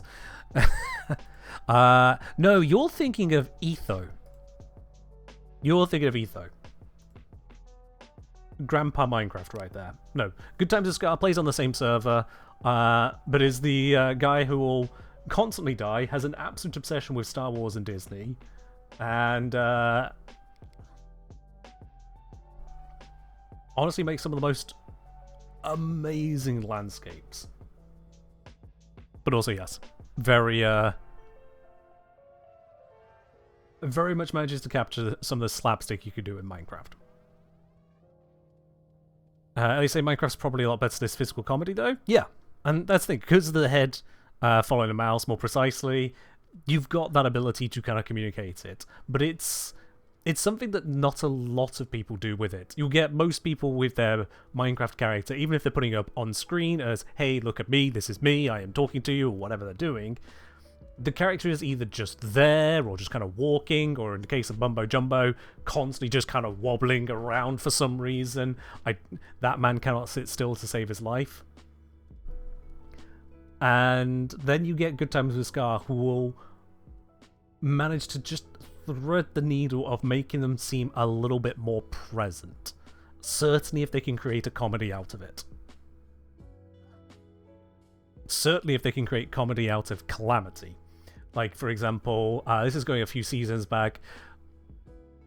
Good Times with Scar was hired by Grian to move a charged creeper into a very small room of basically a mob menagerie that Grian was creating.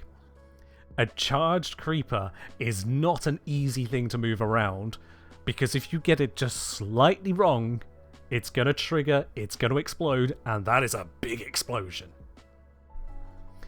Scar managed to bring it all the way over, long distance of just guiding this mob along all the way to Menagerie, got it in there, sealed it up, time for celebration, and that's when Graham points out, so you name tagged it, right? So that it won't despawn when they move away. Like, that's fine, I can easily do this, just a quick thing, no problem whatsoever. Opens up the Menagerie, puts on the name tag, doesn't move away quick enough, boom! The whole thing explodes. Grian, looking on this, just has let out a yelp of horror at what has just happened to their building. And Scar, with just perfect timing, just slowly lifts their head. They're looking right down at their feet. In literal defeat, they just slow lift up of a... They sound the horn of their trading caravan, which is the whole thing that season, and just slowly dig down into the ground, blocking it up behind them. And is that crafting of a moment of, oh, this has gone completely tits up. Bye-bye! Sinking into the ground. Capturing the moment in a physical way rather than just two guys laughing over the internet at their gameplay. It's those little bits that can add a bit more life and levity to any video, whether it is one that is trying to be a guide, trying to be a rant, or just a let's play turning into a moment of ridiculousness. And so yeah, that is just one of the inspirations to capturing little bits of just kind of trying to grab those panoramas, trying to grab those physical interactions of, wow, isn't this just a silly moment in a sea of issue. Yeah. Because let's face it, this is a 25-minute video. If I don't put at least something in here to keep it lighthearted, your brain's going to be melting out of your ears and you're not going to want to click on my next video. In all of my testing, I can honestly say the only... This is where I want to bring in a clip as to what scene I'm about to talk about. So let's find that scene again. I really should have named these.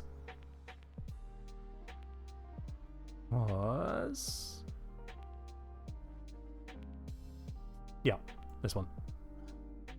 You don't think you've watched Hermitcraft since 4? Season 4? Good god, that's going back a bit. I only started watching, I think, with season 7.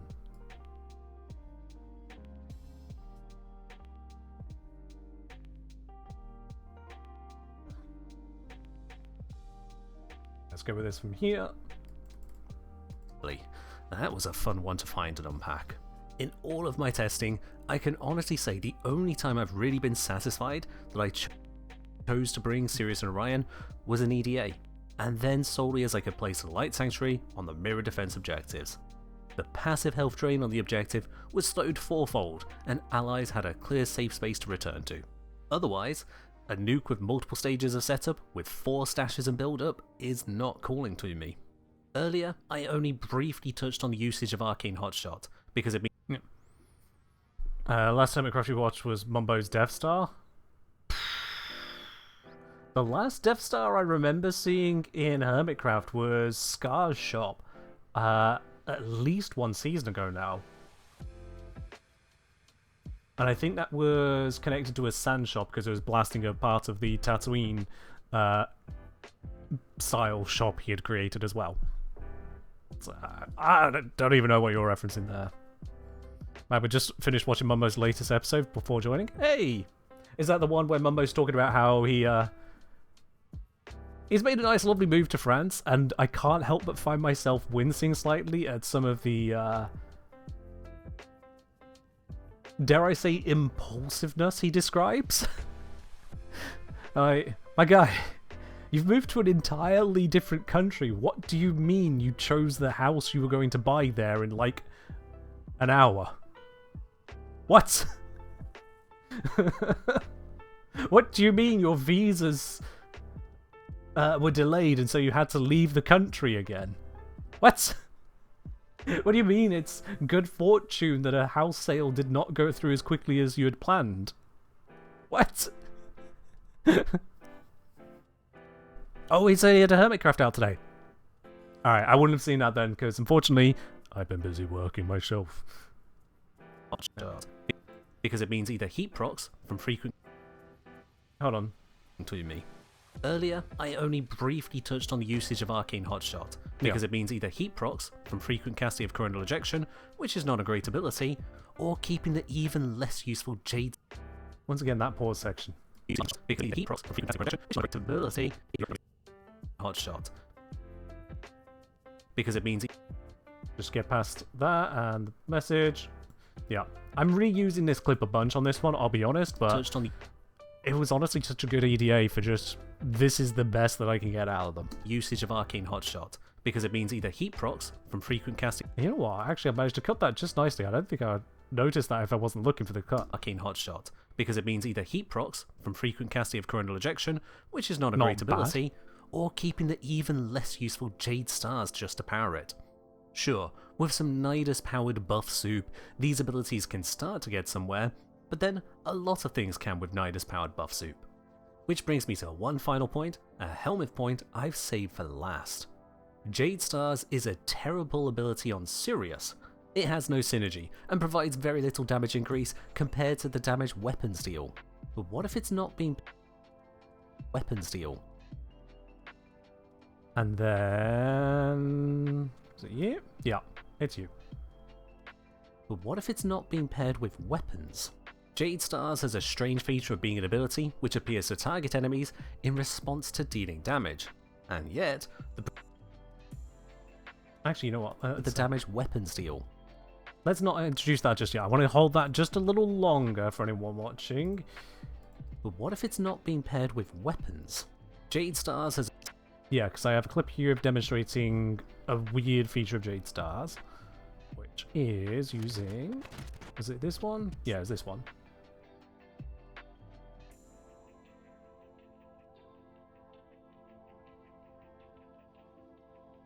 About the only time you'll ever see me using the Sakura Penta in a video. with weapons. Jade Stars has a strange feature of being an ability which appears to target enemies in response to dealing damage, and yet the projectile it fires does not care for line of sight. So rather than Sirius and Orion with their restricted application, Jade Stars can be subsumed onto other frames. Jade Stars can be subsumed onto other frames where damage is the limit instead. This includes frames like Oberon, Banshee, and others, which deal damage constantly but weakly in large areas. Jade Stars subsumed onto... Yeah, let's go with it here and then into the gameplay one.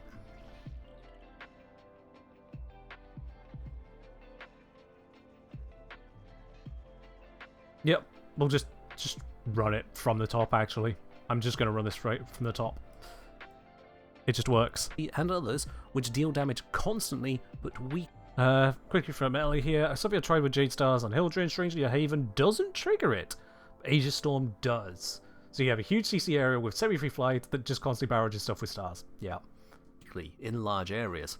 Jade Stars subsumed onto them will respond to that constant tickle damage with an AoE heat strike. Heat damage over time stacks indefinitely, removes half of armor, and the AoE means grouped enemies will also square the scaling effect across each other. Now with Nidus powered buff soup, instead of it being poor damage turned good, its good application being turned into stupid results.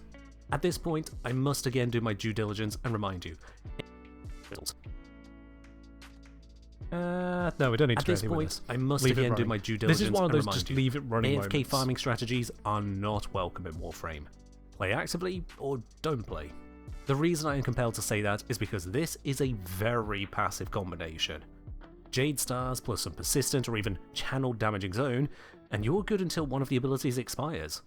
In lower level missions especially, where damage optimization isn't needed, this can be ruthlessly efficient in terms of actions per minute. Nova's portals got nerfed because they per minute. I think that's a fair enough demonstration as to the basic concept without going into here's exactly how to abuse it, right?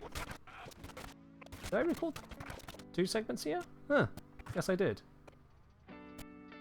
They have the same... How do they have the same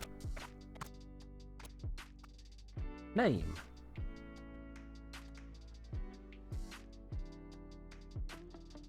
What? Is it just imported the same file twice, but it's actually like 2 separate files? It is, because I only have 1 copy of that file. What the... Okay, whatever. Weird. Now this took a little bit for me to remember exactly how I wanted to set it up. Let me just get to where I got a good example of the setup. Because I remembered I could just do a double portal and that would cover the lines well. Although that was pretty good. Actually, that's pretty good. We'll just roll with that. Efficient in terms of actions per minute.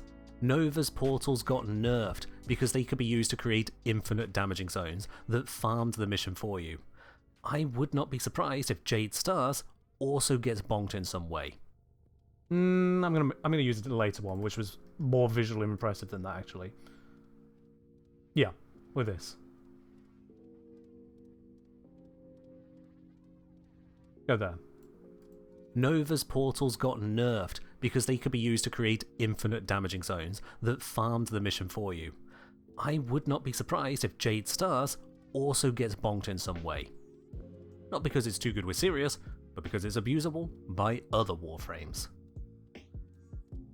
Let's have a note on this just to sell what's so crazy about this. Nova's portals got nerfed because From they could... here is when I stand still. Imagine if these were infinite. Yeah, that's the wording. We'll put that on the dark background there, so I don't need to use a box. be ruthlessly efficient in terms of actions per minute.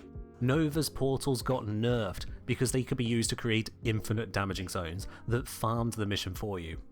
I would not be surprised if Jade Stars also gets bonked in some way.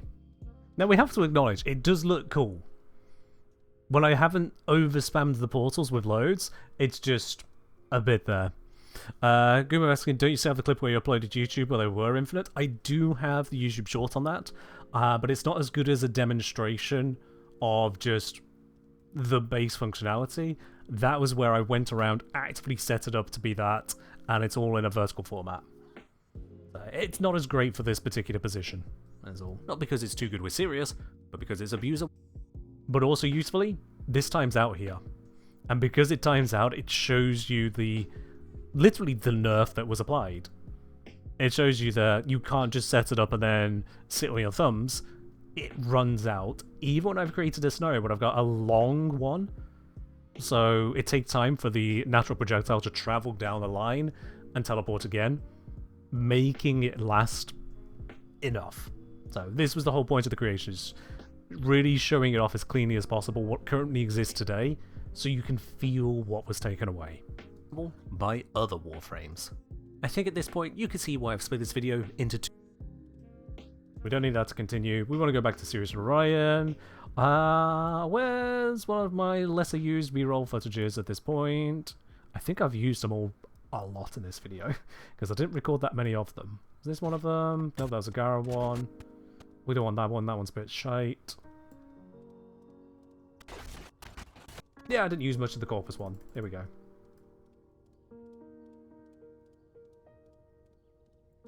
I think at this point you can see why I've split this video into two sections. There's a lot of potential in the design of Sirius Orion, but too many sticking points, too many letdowns. How they look and how they play don't mesh, and overall, they're just not the frame for me. Who knows, maybe the frames will grow on me later, maybe they're exactly what you're looking for today, and if so, I trust the builds will do you well. In any case, that's all from me for now, so as always, air dash, big clash, and fight well, Tenno. And I think that rounds it off quite nicely there. You love them? Fair enough. I don't.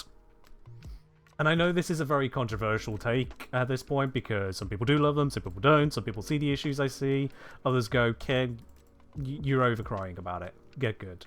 And there's no arguing that, honestly. It is a matter of personal preference. I'm explaining my preferences. The first half of this video is, here's what they can do, here's how you can use it. The second half is, here's why I don't like it and why I'm not going to use it. In any case, that's all from me for now, so as always, air dash, big clash, and fight well, Tenno. And I'd want it to end there. Okay. Kill. Yeah. Seems very 50-50. I find this far too many stumbling points, and they deserve better than that. Is my take on it. But I'm just some dude on the internet. Should I end on the climactic finisher? Nope. Nope, no need to do that. I've got enough of a demonstration of issues here, including showing off the number of hits needed to take out one unit. But no, ending on just fizzling out, that is very Sirius and Orion to me. All of that setup, and it just doesn't get you far enough. Yeah. Right, so at this point then, there will be two things I'd need to do to finish off a video. It would be to add in, it's an A, not an A, add in the end screen where it pops up with, thanks to channel supporters, yay! So this is everyone who is a subscriber on Patreon or a member over on YouTube. I'll be honest with you, the member over on YouTube is literally to be an alternative access to the supporter T Lounge, and otherwise to pop up in the end screen there. Patreon is where the actual stuff is at. It pops up with all the thanks to supporters, the different Patreon tiers, and then the final thing to do is to go back through this entire video and add in appropriate background music. Indeed, one of the most recent videos, people were like, on the lack of music, so I will be filling it in, as I have with many other videos, and that does take a chunk of time. Not just finding the music to put in, I've already got a catalogue of music, but then getting the right places, knowing when to either extend a track or cut a track to fit with the different sections and scenes, because I can't just, like, take an album of tracks, shove it in one after another and call it a day. That doesn't sound good. Certainly as some tracks have really annoying fade outs. I will fade it out when I want to. Thank you, musician. But hey. Yeah. Then got to painstakingly add in subtitles. Amalicitos. I know why you're bringing that up, but I have good news. And the reason why subtitles have not been a problem for a very long time is because of how I do the majority of my videos these days. Not all of them, but majority of them. I just go... There. This is why it's so much easier. I don't know why it's trying to record this program, but okay. Here are the subtitles. Here is the script.txt, or .odt in this case. So once it's all up onto YouTube, I then just take that entire lot, slam it into YouTube, and do a quick scroll through, make sure there's no gaps where there shouldn't be gaps, no red boxes saying, hey, here's a subtitle, but I don't know where it goes. Just make sure there's no obvious issues, and otherwise let YouTube handle the rest. I give it the correct words, and YouTube puts it in the correct place. YouTube can automate that too? Can it, Simran? Are you saying that YouTube can automate as in create its own subtitles, like get the correct text? Because if so, you've never paid attention to a video with auto-generated subtitles. They are bad. I say YouTube always calls ribbons ribbons. It does a lot of things wrong. Does YouTube automatically sync the script to the audio? Yes. Yes, it does. So, because YouTube has had enough time to develop these somewhat comprehensive systems, it could use the same markers and triggers that are used for placing its own captions to place mine. So I just put in the whole text, and it places it in the right locations because it hears something that sounds like it's reading. I'm oversimplifying the tech there, but that's basically what it comes down to. So when I say, for example, I'm the Kengineer, let's solve a practical problem, the Kengineer is not a word. Despite it being the name of my channel, YouTube has no idea what that is. No idea. But instead of going, I'm Nick Engineer, or I'm the Engineer, or something like that, which is all the various ways YouTube tries to do that to my username, instead it takes the text I've got, and it goes, okay. And this says, oh, they sound about the same. Yeah, that's where it goes. Bam, done. So it's a pretty intelligent system in that regard. The only time it fails is that it actually completely screws up understanding non-spoken bits. So like, for example, immediately after the I'm the Kengineer bit, I then put in brackets music because there is just a music interlude. I could explain the type of music. I'll be honest, I don't feel it matters enough. But YouTube never recognizes that there's supposed to just be music over that section. And so it just drags out the I'm the Kengineer bit. I always have to go in and edit that into the correct position and put the music in where it should be. But like, that's one out of an entire video's worth of captions I have to fix. Worth it. Absolutely worth it. So yeah, YouTube captioning automatically is terrible. Do I have it auto-translate the vids too? I have that turned off based on reviews on that. I've had it where people have loaded up the video, it's automatically in their language and badly, and it sounds horrible. And why has this happened? This is bad. So I put out my videos in English. If English isn't going to do the trick for someone, I'll be quite honest, that's a good opportunity for another creator to shine instead. I would rather someone go to another creator who happens to have learned from me and done their own video in Spanish or French or Chinese, rather than come to my video with a bad translation done into an AI variant voice. They're supposed to sound kind of like me. Ew. Hard pass. Just hard pass on that. Not to mention, the timing points aren't going to be correct. They are. That is my honest take on that.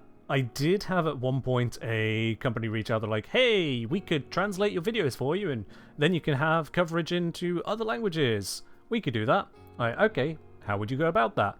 Well, what you do is you give us the stuff and we'll do the translation and we'll just take a rather hefty percentage of all of those videos' income, and also we're using AI for the process. Get out of here. Just go away at that point. Don't even try. Yeah. So, my videos are in English. It is not perfect coverage for the world, far from it, but it's good enough for me. And on that then, chat, that means we've gone through basically all of the composition of the video, with the sole exception of the music and just that end screen panel. That is what it takes to make one of these. The composition stage, as I hear, it's taken, what, 4 hours? Take out talking to stream and whatnot, that'd be closer to 3 hours probably, assuming I don't get distracted, personal issues. But then, when you consider all the scenes that go into the script, the testing, bits and bobs as well, you start to see why it takes a bunch of time for me to put it together. You start to see where my delays in setting everything up come from. Yeah. But on that bombshell, it is now nearly 11 PM here in the UK. That is where we're going to wrap it up. I do hope you've enjoyed this insight into how the sausage is made. I know I've done a few of these streams. I don't know if I've done a editing one before now. We've done scening, we've done voiceover before now. I think this might be the second editing stream I've ever done. I think this is the only one where I've gone right the way from start to finish, all the way through of the composition of it. So yeah, I hope that's given you a bit more of an insight into how it works. Maybe even some tips if you do some video editing of your own, either casually or professionally. But that's where we're going to wrap it up. Wait, hold on. Wait. It's a Wednesday. Don't I owe you all something? Fairly certain I owe you all something here at this point. Hold about. Yep. There you go. You get behind the scenes of that program as well until the program realizes it should zoom in. There it is. We could do us a 75 plat giveaway. Of course we could do that. Absolutely. Let's get this up onto here, shall we? Let's open up the draw. If you like a chance to win 75 plat for your account directly, ! enter in the chat. That is ! enter in the chat for a chance to win 75 plat. Any one of you can be the winner here, but you've only got this opportunity to join in these next 2 minutes. And for those people who immediately closed off the stream the moment I said we're beginning to wrap up, well, sucks to be them, doesn't it? More chances for you lot. I don't think too many people left then, but it might have happened, who knows. ! enter in the chat for a chance to win that 75 plat.